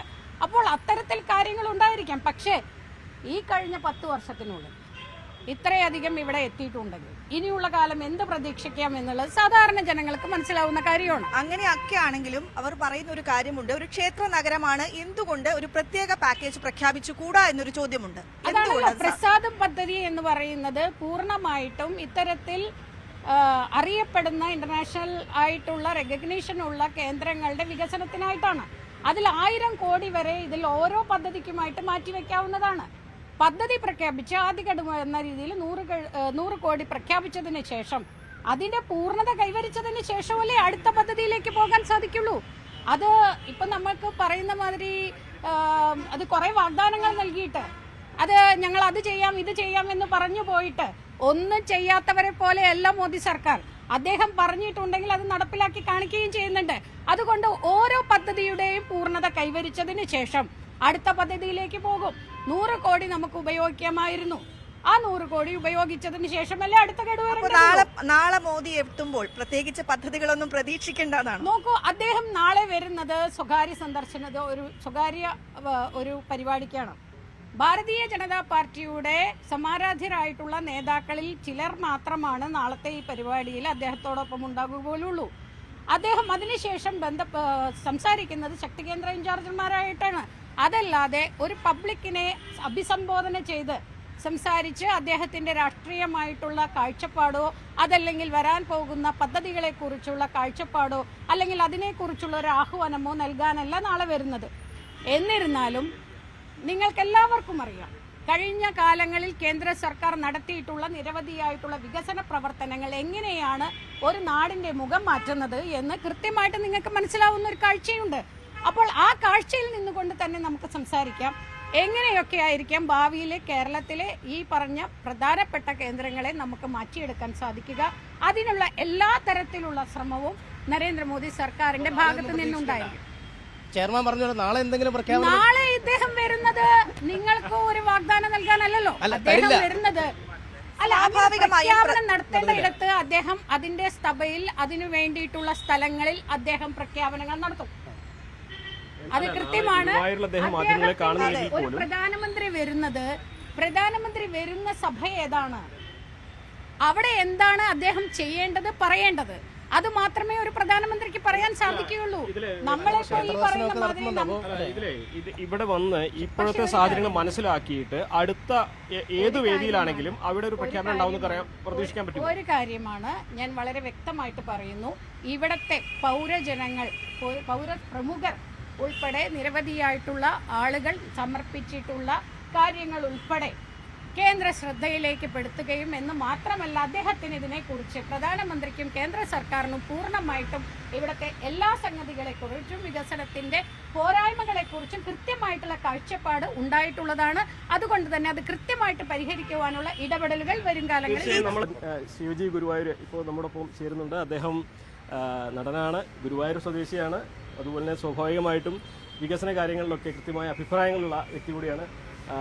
എന്തൊക്കെയാണ് നമ്മുടെ നരേന്ദ്രമോദിയുടെ സന്ദർശനം, അതിൻ്റെ വികസന കാര്യങ്ങളാണ് നമ്മൾ പ്രധാനമായിട്ടും ചർച്ച ചെയ്യുന്നത്. ഗുരുവായൂരിൻ്റെ ഒരു വികസനത്തിന് അദ്ദേഹത്തിൻ്റെ ഈ സന്ദർശനങ്ങൾ എത്രമാത്രം ഗുണം ചെയ്യുന്നതാണ് അങ്ങ് വ്യക്തിപരമായിട്ട്? ബഹുമാനപ്പെട്ട പ്രധാനമന്ത്രി നരേന്ദ്രമോദി ഗുരുവായൂർ സന്ദർശിക്കുന്നത് അദ്ദേഹത്തിൻ്റെ ഒരു ഔദ്യോഗിക സന്ദർശനമല്ല എന്നാണ് എനിക്ക് തോന്നുന്നത്. അദ്ദേഹത്തിൻ്റെ ഒരു വ്യക്തിപരമായിട്ടുള്ള സന്ദർശനമായിരിക്കും. എന്നാലും ഗുരുവായൂരിനെ കാണാനും ഗുരുവായൂരിനെ കേൾക്കാനും അദ്ദേഹം മനസ്സ് കാണിക്കും എന്ന് തന്നെയാണ് വിശ്വസിക്കുന്നത്. കേന്ദ്രത്തിൻ്റെയും സംസ്ഥാനത്തിൻ്റെയും ഒരു സഹകരണത്തോടു കൂടി തന്നെയാണ് നമ്മളെ സ്റ്റേറ്റുകളൊക്കെ പോകുന്നത്. ഗുരുവായൂരിന് വേണ്ടുന്ന വികസനങ്ങളൊക്കെ അത് അവരുടെ ഒരു ഉത്തരവാദിത്വം കൂടിയായിട്ടാണ് കാണേണ്ടത്. നമ്മൾ നോക്കി കാണുന്നത് അങ്ങനെ തന്നെയാണ്. ഇപ്പോൾ നിലവിലിപ്പോൾ കേന്ദ്ര ഗവൺമെൻറ് നേരിട്ട് നടത്തേണ്ട ഒരു പദ്ധതിയാണ് ഈ റെയിൽവേ ഒക്കെ. കേന്ദ്രത്തിൻ്റെ ആണല്ലോ അത്. റെയിൽവേ ഇപ്പോൾ ഒരു 10-30 വർഷങ്ങൾക്ക് മുമ്പാണ് നമ്മളെ ഗുരുവായൂർ കുറ്റിപ്പുറം റെയിൽവേ പദ്ധതി എന്നായിരുന്നു അന്നത്തെ ഒരു വിഭാവനം ചെയ്തിട്ടുണ്ടായിരുന്നു. അതിപ്പോൾ ഗുരുവായൂരിൽ വന്ന് നിർത്തിയിട്ട് 30 വർഷം കഴിയാണ്. അപ്പോൾ ഇതുവരെ ഇപ്പോഴും അങ്ങോട്ട് കുറ്റിപ്പുറത്തേക്ക് അത് കണക്ട് ചെയ്യാൻ എന്തുകൊണ്ടോ സാധിച്ചിട്ടില്ല. അത് വിവിധ കാരണങ്ങൾ പറയുന്നുണ്ട്. സ്ഥലമെടുപ്പ് സംബന്ധിച്ചായിട്ടുമൊക്കെ ആയിട്ട് കാരണങ്ങൾ പറയുന്നുണ്ട്. എന്തായാലും അതിനൊരു തീരുമാനം ആവുമെന്ന് തന്നെയാണ് നമ്മൾ കരുതുന്നത്. ഇപ്പോൾ ഗുരുവായൂരിൽ ലോകത്തിൻ്റെ നാനാഭാഗത്തു നിന്നും അല്ലെങ്കിൽ ഇന്ത്യയുടെ നാനാഭാഗത്തു നിന്നും എത്തിച്ചേരുന്ന ജനങ്ങൾക്ക് ഈ റെയിൽവേ യാത്ര അതൊരു നല്ല കാര്യം തന്നെയാണ്. അപ്പോൾ അതൊരു വികസനത്തിൻ്റെ ഏറ്റവും വലിയൊരു കാര്യമായിട്ടാണ് കാണുന്നത്. അപ്പോൾ അതിനൊരു തീരുമാനം ആവട്ടെ എന്നാണ് ഗുരുവായൂരുകാരൻ എന്നുള്ള നിലയ്ക്ക് നമ്മളുടെ ആശ അല്ലെങ്കിൽ ഒരു പ്രതീക്ഷ. അതൊരു 30 വർഷമായിട്ടും നടക്കാത്തൊരു സംഭവം ഇനി എങ്ങനെയാണ് എന്നുള്ളത് നോക്കി കണ്ടുവരും. ഈ 30 വർഷത്തിനിടയ്ക്ക് ഗുരുവായൂരിൽ ഒരുപാട് വികസനങ്ങൾ നടന്നിട്ടുണ്ട്, ഇല്ലാതൊന്നും പറയാൻ പറ്റുന്നില്ല. എന്നിരുന്നാലും ഗുരുവായൂരിനെ സംബന്ധിച്ചിടത്തോളം ഭൗതികമായിട്ടുള്ള വികസനങ്ങളൊന്നും ഇപ്പോഴും പോരാ എന്നുള്ളൊരു അഭിപ്രായമാണ് എനിക്കുള്ളത്. കാരണം മുഖ്യമായിട്ട് റോഡുകൾ. ഇന്നിപ്പോൾ ഞാൻ ഒരു 10 മിനിറ്റ് കൊണ്ട് വീട്ടിൽ നിന്ന് ഇവിടെ എത്തേണ്ട ഞാൻ 1.5 മണിക്കൂർ എടുത്തിട്ടാണ് ഇവിടെ എത്തുന്നത്. അപ്പോൾ എൻ്റെ ജീവിതത്തിലെ പ്രധാനപ്പെട്ട 1 ചില്ല മണിക്കൂറുകൾ റോഡിൽ ചെലവഴിക്കേണ്ടി വരുന്നുണ്ട്. അതൊരു സഞ്ചാര സ്വാതന്ത്ര്യമായിട്ട് ബന്ധപ്പെടുത്തി പറയുകയാണെങ്കിൽ അത് മനുഷ്യനെ ഹനിക്കുന്ന ഏറ്റവും മുഖ്യമായിട്ടുള്ളൊരു വിഷയമാണത്, റോഡ് സംബന്ധമായിട്ട്. ഇന്നിപ്പോൾ ഗുരുവായൂരിൽ എത്തിച്ചേർന്നിട്ടുള്ള മിക്കവാറും ബസ്സുകളൊക്കെ അവിടെ നടു റോട്ടിലിട്ടിട്ടാണ് കിടക്കുന്നത്. ഇവിടെ മൾട്ടി ലെവൽ പാർക്കുകൾ 1-2 പണിതിട്ടുണ്ട്. അപ്പോൾ അവിടെയൊക്കെ ഉപയോഗിക്കാണ്ടാണോ എന്താണോ, ഗുരുവായൂരിലേക്ക് അവരെ കയറ്റാണ്ടാണോ എന്താണോന്ന് അറിയില്ല. മന്ത്രിയായാലും ആരായാലും ഗുരുവായൂരിൽ വരുന്നുണ്ടെങ്കിൽ ജനങ്ങളെ ബുദ്ധിമുട്ടിച്ചുകൊണ്ടുള്ള വരവ് അത്ര ശരിയായിട്ട് എനിക്ക് തോന്നുന്നില്ല. അപ്പം എൻ്റെ അനുഭവമാണ് പറയുന്നത്. എന്നെപ്പോലെ 100 കണക്കിന് വാഹനങ്ങളാണ്, വളരെ പ്രധാനപ്പെട്ട യാത്രകളായിരിക്കും അവർക്ക് അവിടെ സ്റ്റക്കായി കിടക്കുന്നത്. അത് ഇതിൻ്റെ പേരിലാണോ എന്നെനിക്കറിയില്ല. എന്തായാലും ഇന്നത്തെ സംഭവമാണ് ഞാൻ പറയുന്നത്. ഇവിടെ ഇപ്പോ സംസാരിച്ച ആളുകൾ, പ്രത്യേകിച്ചും വിജയദീതയാണെങ്കിലും ചെയർമാനാണെങ്കിലും സംസാരിച്ചവർ പരസ്പരം പഴിചാരുകയാണ്. കേന്ദ്ര സർക്കാരിനെയാണെങ്കിലും സംസ്ഥാന സർക്കാരിനെയാണെങ്കിലും. അങ്ങനെ പഴിചാരലിനപ്പുറം ഇരു സർക്കാരുകളും കൂടെ ചേർന്നുകൊണ്ടുള്ള ഒരു പ്രവർത്തനമല്ലേ ഗുരുവായൂരിനെ മുന്നോട്ട് നയിക്കുകയുള്ളൂ? അങ്ങനെയല്ലേ തോന്നുന്നു? അതല്ലേ വേണ്ടത്. എന്നാൽ ഇല്ലാത്തതും അതല്ലേ. ഇവിടെയും സംഭവിക്കുന്നത് തന്നെയാണ്. പരസ്പരം പഴിചാരലും ഒരു കോർഡിനേഷൻ്റെ കുറവ്. അത് ഇപ്പോൾ രാഷ്ട്രീയമായാലും മറ്റേ ഉദ്യോഗസ്ഥ തലത്തിലായാലും. ഗുരുവായൂരിനെ സംബന്ധിച്ചിടത്തോളം ഇവിടെ ദേവസ്വം ഉണ്ട്, അതുപോലെ തന്നെ ഒരു നഗരസഭയുണ്ട്, അതുപോലെ തന്നെ വാട്ടർ അതോറിറ്റി, ഇലക്ട്രിസിറ്റി ബോർഡ്. ഇവരൊക്കെ കൂടി ഒരുമിച്ചെങ്കിൽ മാത്രമേ തന്നെ ഈ റോഡിന്റെ പ്രശ്നങ്ങൾ പരിഹരിക്കപ്പെടുള്ളൂ. റോഡിന്റെ ആശുപത്രിയുടെ അഭാവം കൂടുതലായി തീർച്ചയായിട്ടും നമ്മളൊക്കെ മുന്നോട്ട് വെച്ചിട്ടുള്ളത് തന്നെയാണത്. ഇവിടെ ഒരു സൂപ്പർ സ്പെഷ്യാലിറ്റി ഹോസ്പിറ്റൽ ഗുരുവായൂരിന് അനിവാര്യമാണ്. അപ്പോൾ അതിൻ്റെ നമ്മളെ മാസ്റ്റർ രേഖകളൊക്കെ തയ്യാറാക്കുന്നുണ്ട്, മാസ്റ്റർ പ്ലാനുകൾ തയ്യാറാക്കുന്നുണ്ട്, അതിൻ്റെ കരട് രേഖകൾ തയ്യാറാക്കുന്നുണ്ട്. അതിലൊക്കെ പറയുന്ന കാര്യങ്ങളിൽ ഒന്ന് തന്നെയാണത്. പക്ഷെ നടക്കും എന്ന് തന്നെയാണ്. ഇപ്പോൾ ഒരു 30 വരെ എൻ്റെ കുട്ടിക്കാലത്തുള്ള ഗുരുവായൂരല്ല എന്നുള്ളത്. അത് വികസനങ്ങളിലൂടെയാണ് വന്നുള്ളത്. പക്ഷേ അന്നത്തെ വികസനം അല്ലെങ്കിൽ അന്നത്തെ നേട്ടങ്ങൾ എന്നൊക്കെ പറഞ്ഞാൽ നമ്മൾ ഈ നവോത്ഥാനമായിട്ട് ഇങ്ങോട്ട് എടുക്കുകയാണെങ്കിൽ തന്നെ അതിലൊക്കെ കലയ്ക്കും കലാകാരന്മാർക്കും സാഹിത്യത്തിനും സാഹിത്യകാരന്മാർക്കും അതുപോലെ തന്നെ രാഷ്ട്രീയക്കാർക്കുമൊക്കെ വലിയ പങ്കുണ്ടായിരുന്നു. ഇന്നിപ്പോൾ കലയും സംസ്കാരവും ഒന്നും വേണ്ട എന്നുള്ളൊരു നിലപാടിൽ രാഷ്ട്രീയം വന്നിട്ടുണ്ടോ എന്നൊരു സംശയമുണ്ട് എനിക്ക്. അതാരും വേദനിപ്പിക്കാൻ വേണ്ടി പറയണമല്ല, രാഷ്ട്രീയം വേണ്ടത് തന്നെയാണ്. പക്ഷേ അതുകൊണ്ട് തന്നെ ആയിരിക്കണം കലാകാരന്മാരും സാഹിത്യകാരന്മാരൊക്കെ അവരുടെ ശബ്ദം വല്ലാതെ കേൾക്കുന്നില്ല. നമ്മൾ ഉണ്ടോ? ഇല്ല. അപ്പോൾ അതും കൂടി കണക്കിലെടുക്കണം. ഈ പഴിചാരലും ഒരു വലിയ പ്രശ്നം തന്നെയാണത്. എല്ലാവരും ഒരുമിച്ച് നിന്നാൽ നടക്കാവുന്ന കാര്യങ്ങളേ ഉള്ളൂ. അങ്ങനെയൊക്കെ തിരിച്ചെത്താം. നമ്മുടെ ഒപ്പം മറ്റു അതിഥികൾ കൂടി തുടരുന്നുണ്ട്. അനീഷ്, നമുക്കിപ്പോൾ ഈ രാഷ്ട്രീയക്കാരും സിനിമാക്കാരും അങ്ങനെയുള്ള ആളുകൾ മാത്രമല്ല, ഈ ഗുരുവായൂരിൻ്റെ ഒരു പരിച്ഛേദം തന്നെയുണ്ട്. മമ്മിയൂർ ദേവസ്വം ചെയർമാനും ഒപ്പം ലോഡ്ജ് സംഘടനകളുടെ പ്രസിഡന്റുമായ ശ്രീ GK പ്രകാശുണ്ട്. എങ്ങനെയാണ് നിങ്ങൾ ഈ വരവിനെ, മോദിജിയുടെ വരവിനെ നിങ്ങൾ കാണുന്നത്? എന്തൊക്കെ പ്രതീക്ഷകളാണ് നിങ്ങൾക്ക്? എന്തായാലും പ്രധാനമന്ത്രിയുടെ വരവ് ഗുരുവായൂരുകാർക്ക് നല്ലത് തന്നെയാണ്. അദ്ദേഹം വരട്ടെ. ഇതിനു മുമ്പും വന്ന പ്രധാനമന്ത്രിമാർ പ്രഖ്യാപിച്ച പദ്ധതിയാണല്ലോ ഗുരുവായൂർ റെയിൽവേ.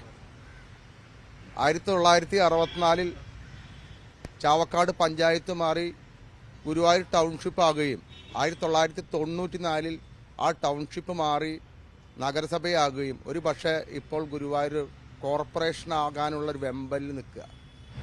വിദൂരമല്ല ആ കാര്യം. അപ്പോൾ ഗുരുവായൂരിൻ്റെ വികസനം അത്ര പെട്ടെന്ന് 1970 നവംബർ 30 കാലത്ത് ഗുരുവായൂർ ക്ഷേത്രം അഗ്നിക്കിരയായില്ലെങ്കിൽ ഒരുപക്ഷെ ഗുരുവായൂർ ഇപ്പോഴും പഴയ ഒരു പഞ്ചായത്തോ മുനിസിപ്പാലിറ്റിയോ ടൗൺഷിപ്പോ മാത്രമായിരിക്കുമായിരുന്നു. എന്തായാലും ആ വളർച്ചയൊന്നും ആർക്കും കണ്ടില്ലെന്ന് അടിക്കാൻ സാധിക്കില്ല. കേരള സർക്കാരിനാകട്ടെ കേന്ദ്ര സർക്കാരിനാകട്ടെ, പ്രസാദ് പദ്ധതി ആവട്ടെ അമൃത് പദ്ധതി ആവട്ടെ, രണ്ടും പദം കൊണ്ട് നമുക്ക് സന്തോഷമാണ്. ഗുരുവായൂരിനെ സംബന്ധിച്ചോളം പ്രസാദവും അമൃത് അത്തരം പദ്ധതികൾ ഇനി നമുക്ക് ആവശ്യമാണ്. വടക്കോട്ടുള്ള റെയിൽ അതെന്തോ തീരാശാവമായിട്ട് കിടക്കുക. എന്തോ കാരണം കൊണ്ട് ചെറിയ സംഖ്യ ബജറ്റിൽ അവതരിപ്പിച്ചിട്ടുണ്ടെന്ന് പറയുന്നു. ഒരു പ്രധാനമന്ത്രി വന്ന് നമുക്ക് റെയിൽവേ സ്റ്റേഷൻ സമ്മാനിച്ചെങ്കിൽ ഇനിയൊരു പ്രധാനമന്ത്രി വരുമ്പോൾ വീണ്ടും ആ വടക്കോട്ടുള്ള യാഥാർത്ഥ്യമാക്കണം എന്നുള്ളതാണ് മുഖ്യമായിട്ടുള്ള നമ്മുടെ ആവശ്യം. മാത്രമല്ല ഗുരുവായൂരിനും ദ്വാരകയ്ക്കും തമ്മിൽ അഭേദ്യമായ ബന്ധമുണ്ട്. ദ്വാരകയിൽ സാക്ഷാൽ ശ്രീകൃഷ്ണൻ പൂജിച്ച വിഗ്രഹം പ്രളയത്തിനോടനുബന്ധിച്ച് ഗുരുവും വായും ചേർന്ന് ഗുരുവായൂരിൽ പ്രതിഷ്ഠിച്ചിട്ടുണ്ടെങ്കിൽ ഒരുപക്ഷെ ഞാൻ മോദിയുമായി ബന്ധപ്പെടുത്തി പറയുക, ജന്മദേശമായ ഗുജറാത്തിനും ഗുരുവായൂരിനും ബന്ധമുള്ളതുകൊണ്ട് ഗുരുവായൂരിൻ്റെ കാര്യത്തിൽ പ്രത്യേക പ്രാധാന്യം കണക്കിലെടുത്ത് വേണ്ടി വന്നാൽ നാളെ തന്നെ പ്രഖ്യാപിക്കണം ഗുരുവായൂരിൽ നിന്നുള്ള വടക്കോട്ടുള്ള റെയിനും. മാത്രമല്ല ഭൗതിക സാഹചര്യം എന്ന് പറയുമ്പോൾ ഗുരുവായൂരിൽ ശുചിക്ഷാമം രൂക്ഷമായി നേരിടുന്ന പ്രശ്നമാണ്. കൃത്രിമ തടാകം നിർമ്മിച്ച് ഗുരുവായൂരിൻ്റെ 24 മണിക്കൂറും കുടിവെള്ളം ലഭ്യത ഉണ്ടാക്കുവാനുള്ള ഒരു പദ്ധതി കൂടി കേന്ദ്രം തന്നാൽ നമുക്ക് സന്തോഷമാണ്. സംസ്ഥാനം മാത്രമല്ല ഒരു 1.5 കിലോമീറ്റർ ചുറ്റളവിൽ 170ഓളം ലോഡ്ജുകൾ, അതിൽ നിന്ന് കിട്ടുന്ന GST വരുമാനം കോടിക്കണക്കിനുള്ള വരുമാനമാണ്. സ്വാഭാവികമായിട്ടും ആ വരുമാനം വെച്ച് അതിൻ്റെ ഒരു തോത് നമുക്ക് ഗുരുവായൂരിലെത്തുന്ന തീർത്ഥാടകർക്ക് വേണ്ടി വിനിയോഗിക്കുവാൻ കേന്ദ്ര സർക്കാരും കേരള സർക്കാരും മുന്നോട്ട് വരണം. രണ്ടുപേരും കൂടി ചേർന്നാൽ ഗുരുവായൂരിൻ്റെ ആ മാറ്റം നമുക്ക് ചിന്തിക്കാൻ പോലും പറ്റാത്ത അവസ്ഥയിലേക്ക് എത്തും. എന്തായാലും നാളത്തെ പ്രധാനമന്ത്രിയുടെ ഒരു പ്രൈവറ്റ് പ്രോഗ്രാമാണെങ്കിലും ക്ഷേത്രത്തിൽ വന്ന് എത്തുമ്പോൾ അതുമായി ബന്ധപ്പെടുത്തി ഒരു പ്രഖ്യാപനം ഉണ്ടാക്കും എന്ന് നമ്മൾ പ്രത്യാശിക്കുന്നു. അത് ഉണ്ടാകട്ടെ എന്ന് മാത്രം പറയും. വലിയ കാത്തിരിപ്പാണ് റെയിൽവേയുടെ കാര്യത്തിൽ അല്ലേ? റെയിൽവേയുടെ കാലങ്ങളായിട്ട് ഇതിനു വേണ്ടി ഒരുപാട് ശ്രമങ്ങൾ. ദൃശ്യ ഗുരുവായൂർ കഴിഞ്ഞ 2022 ഓഗസ്റ്റ് 15 ഞങ്ങൾ ഗുരുവായൂരിലെ മുഴുവൻ ആളുകളെയും ഒരു ഭീമഹർജി തയ്യാറാക്കി. ഇതിന്റെ പിന്നിൽ വലിയൊരു ഈ പദ്ധതി, അതായത് വടക്കോട്ടുള്ള പാത ഗുരുവായൂരിന്റെ സ്വപ്നമാണ്. 1995 ഡിസംബറിൽ ബഹുമാനപ്പെട്ട അന്നത്തെ മുഖ്യമന്ത്രി തറക്കല്ലിട്ടതാണ്, അന്നത്തെ കേന്ദ്ര വ്യവസായ മന്ത്രി തറക്കല്ലിട്ടതാണ്. ആ പദ്ധതി വർഷങ്ങളായി ചെറിയ നോമിനലായിട്ട് നീക്കി വെക്കാറുണ്ട്. പക്ഷെ അത് 2020 ഫ്രീസായി, കോവിഡ് പാൻഡമിക്കിനെ തുടർന്ന്. പക്ഷെ ആ പദ്ധതി ഒന്ന് ലൈവാക്കാൻ വേണ്ടി ഞങ്ങളുടെ സാംസ്കാരിക സംഘടന 40 വർഷമായി പ്രവർത്തിക്കുന്ന ദൃശ്യ അത് മുൻകൈയെടുത്തു. ഞങ്ങൾ MLA സമീപിച്ചു, നമ്മുടെ MP യെ സമീപിച്ചു, കേന്ദ്രമന്ത്രി ശ്രീ വി മുരളീധരനെ സമീപിച്ചു, ശ്രീധരൻ സാറിനെ സമീപിച്ചു, കേരളത്തിലെ റെയിൽവേ മന്ത്രി അബ്ദുറഹ്മാൻ സാറിനെ സമീപിച്ചു. ഇവരെല്ലാവരും കൂടി ഒരു കൂട്ടായ ശ്രമം. MLA മുഖ്യമന്ത്രിക്ക് കത്തെഴുതി, ശ്രീധരൻ സാർ മുഖ്യമന്ത്രിക്ക് കത്തെഴുതി. അവര് ഒരു ഫോളോ അപ്പ് ചെയ്തു. അതിനെ തുടർന്ന് ഞങ്ങൾ ഈ ഭീമഹർജി ഞങ്ങൾ 2023 ജനുവരിയിൽ ബഹുമാനപ്പെട്ട അശ്വനി വൈഷ്ണവിന് ശ്രീ മുരളീധരൻ സാർ അതിന് വളരെ സഹായിച്ചിട്ടുണ്ട്. അദ്ദേഹത്തിന്റെ സാന്നിധ്യത്തിൽ സമർപ്പിച്ചു. കഴിഞ്ഞ വർഷം 2023 ഈ പദ്ധതിക്കായി 25 ലക്ഷം രൂപ ബഡ്ജറ്റിൽ നീക്കിവെച്ചിട്ടുണ്ട്. അത് വലിയൊരു ടേണിംഗ് പോയിന്റ് ആണ്. കാരണം ഫ്രീസ് ചെയ്തിരുന്ന പദ്ധതി ഡീഫ്രീസായി. അപ്പൊ ഇനി വേണ്ടത് അലൈൻമെന്റ് സർവേ നടത്തി അലൈൻമെന്റ് ഫിക്സ് ചെയ്ത് സ്ഥലമേറ്റെടുപ്പാണ്. അതിനുള്ള ത്വരിതഗതിയുള്ള സമീപനം നമ്മുടെ സർക്കാരിന്റെ ഭാഗത്ത്, കേന്ദ്ര സർക്കാരിന്റെ ഭാഗത്ത് ഉണ്ടാക്കണം. ഇത് കൂട്ടായ ഒരു പരിശ്രമത്തിലൂടെ നമുക്ക് വടക്കോട്ടുള്ള പാത യാഥാർത്ഥ്യമാക്കണം. നേരത്തെ പ്രകാശം സൂചിപ്പിച്ച പോലെ കഴിഞ്ഞ 1987 അന്നത്തെ പ്രധാനമന്ത്രി തൃശ്ശൂരിൽ വന്ന് പ്രഖ്യാപിച്ചതുപോലെ, അന്ന് തൃശ്ശൂർ റെയിൽവേ ഗുരുവായൂർ റെയിൽവേ പ്രഖ്യാപിച്ച പോലെ നാളെ നമ്മുടെ ബഹുമാനപ്പെട്ട പ്രധാനമന്ത്രി ശ്രീ നരേന്ദ്രമോദിജി നാളെ വന്ന് ഗുരുവായൂരിന്റെ വടക്കോട്ടുള്ള പാത യാഥാർത്ഥ്യമാക്കും, ത്വരിതഗതിയിലാക്കുമെന്ന് പ്രഖ്യാപിച്ചാൽ ഗുരുവായൂരിനെ സംബന്ധിച്ചിടത്തോളം ഏറ്റവും സന്തോഷകരമായ കാര്യമായിരിക്കുമെന്ന് പ്രത്യേകിച്ച് പറയാൻ. അതിന് ഗുരുവായൂർ നഗരസഭയും ഗുരുവായൂർ ദേവസ്വവും ഇക്കാര്യത്തിൽ നാളെ അദ്ദേഹത്തെ കാണാൻ കഴിയുമെങ്കിൽ, ഞങ്ങൾക്ക് പ്രോട്ടോകോൾ അനുസരിച്ച് ഞങ്ങൾക്ക് കാണാൻ കഴിയുന്നില്ല വരും, പക്ഷെ അതിനുള്ള ശ്രമം അതുപോലെ മറ്റു രാഷ്ട്രീയ നേതാക്കളും നടത്തണം. അത് ഗുരുവായൂരിന്റെ ഒരു പൊതു ആവശ്യമായി കാണണമെന്നാണ്. മാഷ് ഒരുപാട് ഈ റെയിൽവേ പദ്ധതിക്ക് വേണ്ടി ശ്രമം നടത്തുന്നതാണ്. എന്താണ് പ്രതീക്ഷ? തിരുവനന്തപുരം റെയിൽവേ ആക്ഷൻ കൗൺസിൽ ഈ അടിപ്പാതയ്ക്ക് വേണ്ടി, തിരുവനന്തപുരം അടിപ്പാതയ്ക്ക് വേണ്ടി നടത്തിക്കൊണ്ടിരിക്കുന്ന പ്രക്ഷോഭ സമര പരിപാടികൾക്ക് 6-7 വർഷമായി. അതിൽ ഗുരുവായൂർ നഗരസഭ വളരെ അനുകൂലമായ ഒരു നിലപാടാണ് സ്വീകരിച്ചത്. MLAയും ബഹുമാന്യനായ MLAയും അതിന് പ്ലാനും എസ്റ്റിമേറ്റ് തയ്യാറാക്കുന്നതിന് ഗുരുവായൂർ നഗരസഭ പണം കെട്ടിവെക്കേണ്ടതുണ്ടായിരുന്നു. ആ പണം കെട്ടിവെക്കുന്നതിൽ വളരെ ഉദാരമായ സമീപനം ഗുരുവായൂർ നഗരസഭ ചെയ്ത് 8,12,000 രൂപ കെട്ടിവെച്ചുകൊണ്ടാണ് അതിൻ്റെ പ്ലാനും എസ്റ്റിമേറ്റ് തയ്യാറാക്കിയത്. തുടർന്ന് MLA സംബന്ധിച്ചിടത്തോളം ഇതൊരു അവശ്യ ഘടകമാണെന്ന് മനസ്സിലാക്കിക്കൊണ്ട് അദ്ദേഹവും ആ കാര്യത്തിൽ വളരെയേറെ മുന്നോട്ട് പോയി കെയറെയിലിനെ കൊണ്ട് ഈ പണി നടത്തിക്കാനുള്ള സംവിധാനങ്ങൾ ഏർപ്പെടുത്തി. പക്ഷേ ഇപ്പോഴുണ്ടായിട്ടുള്ള ഒരു അനിശ്ചിതാവസ്ഥ എന്ന് പറയുന്നത് ഇതിൻ്റെ അപ്രോച്ച് റോഡിനെ സംബന്ധിച്ചിടത്തോളമാണ്. അപ്രോച്ച് റോഡ് പ്രത്യേകിച്ച് ഗുരുവായൂർ ദേവസ്വത്തിൻ്റെ ഭാഗത്തു നിന്ന് 9 സെന്റും 9.12 സെന്റ് ഭൂമി ഗുരുവായൂർ ദേവസ്വത്തിൻ്റെ ഭാഗത്ത് നിന്ന് എടുക്കേണ്ടതുണ്ട്. അത് എടുക്കേണ്ട സ്ഥലം എന്ന് പറയുന്നത് ഗുരുവായൂർ ദേവസ്വത്തിൻ്റെ മാസ്റ്റർ പ്ലാനിൽപ്പെട്ട സ്ഥലമാണ്. വലിയൊരു മൾട്ടി ലെവൽ വലിയൊരു ഹോസ്പിറ്റലിൻ്റെ ഒരു വിഭാവനം അവിടെ ചെയ്തപ്പെട്ട സ്ഥലത്തിനോട് ചേർന്നാണ് ഈ സ്ഥലം നമുക്ക് കിട്ടേണ്ടതുണ്ട്.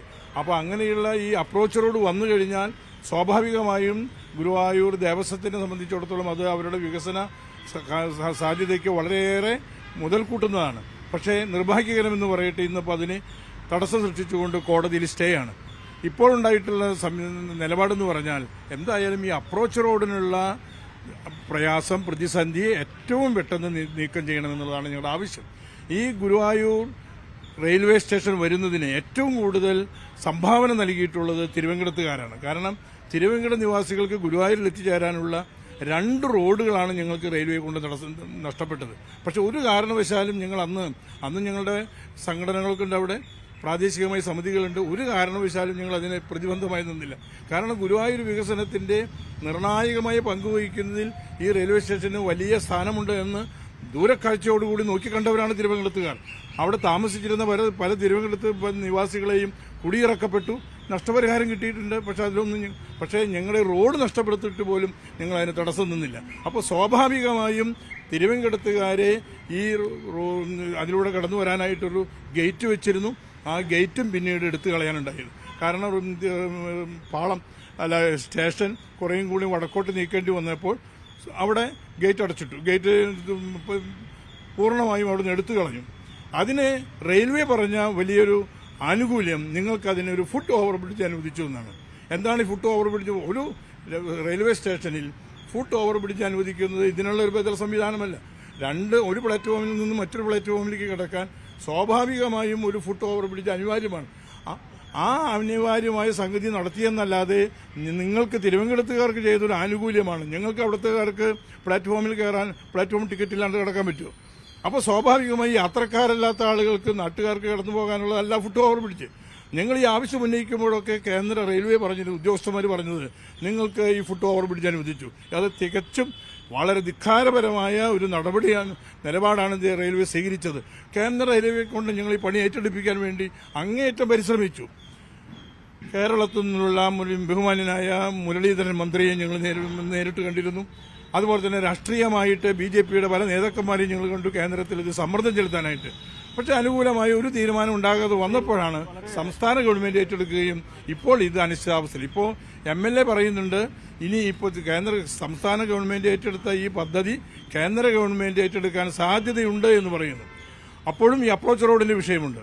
അപ്പോൾ ഈ കാര്യത്തിൽ അപ്രോച്ച് റോഡിന്റെ കാര്യത്തിൽ ഇന്നുള്ള ഈ സ്റ്റേ നീക്കം ചെയ്യണമെങ്കിൽ അതിന് സംസ്ഥാന ഗവൺമെന്റ് സ്ഥലമെടുപ്പ് എക്വിസിഷൻ നടപടികളിലൂടെ വില കൊടുത്തിട്ടാണെങ്കിലും പ്രതിഫലം കൊടുത്തിട്ടാണെങ്കിലും സ്ഥലമെടുപ്പ് എത്രയും ദ്രുതഗതിയിലാക്കി ഞങ്ങളുടെ തിരുവനന്തപുരത്തുകാര്, ഇരിങ്ങപ്പുറം നിവാസികളെ 2500ഓളം വരുന്ന കുടുംബങ്ങളെ നിരാലംബരാക്കി വേറിട്ട് നിർത്തുന്ന ഒരു സംവിധാനം ഉണ്ടാകരുത്. ഇത് വളരെയേറെ വേദന ഉണ്ടാക്കുന്ന കാര്യമാണ്.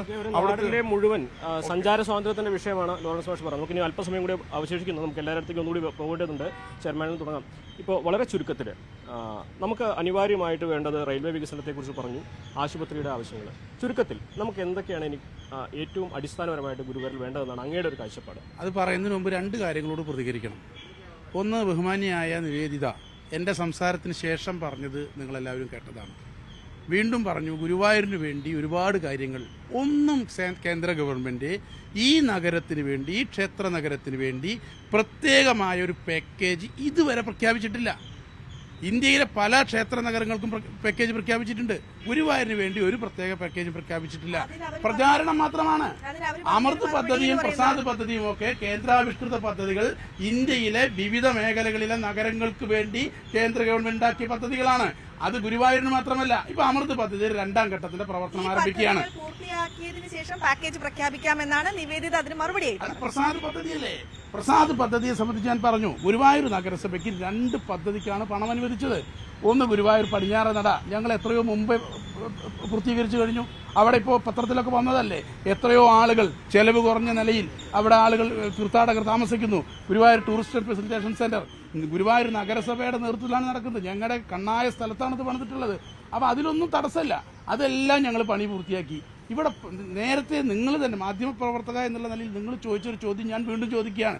എന്തുകൊണ്ട് ലോകപ്രശസ്തമായ ഈ തീർത്ഥാടന നഗരത്തിന് വേണ്ടി ഒരു പ്രത്യേക പാക്കേജ് പ്രഖ്യാപിക്കാൻ? ഇനി ഇപ്പോൾ പറയുന്ന ഒരു കാര്യം കൂടി പറയണം.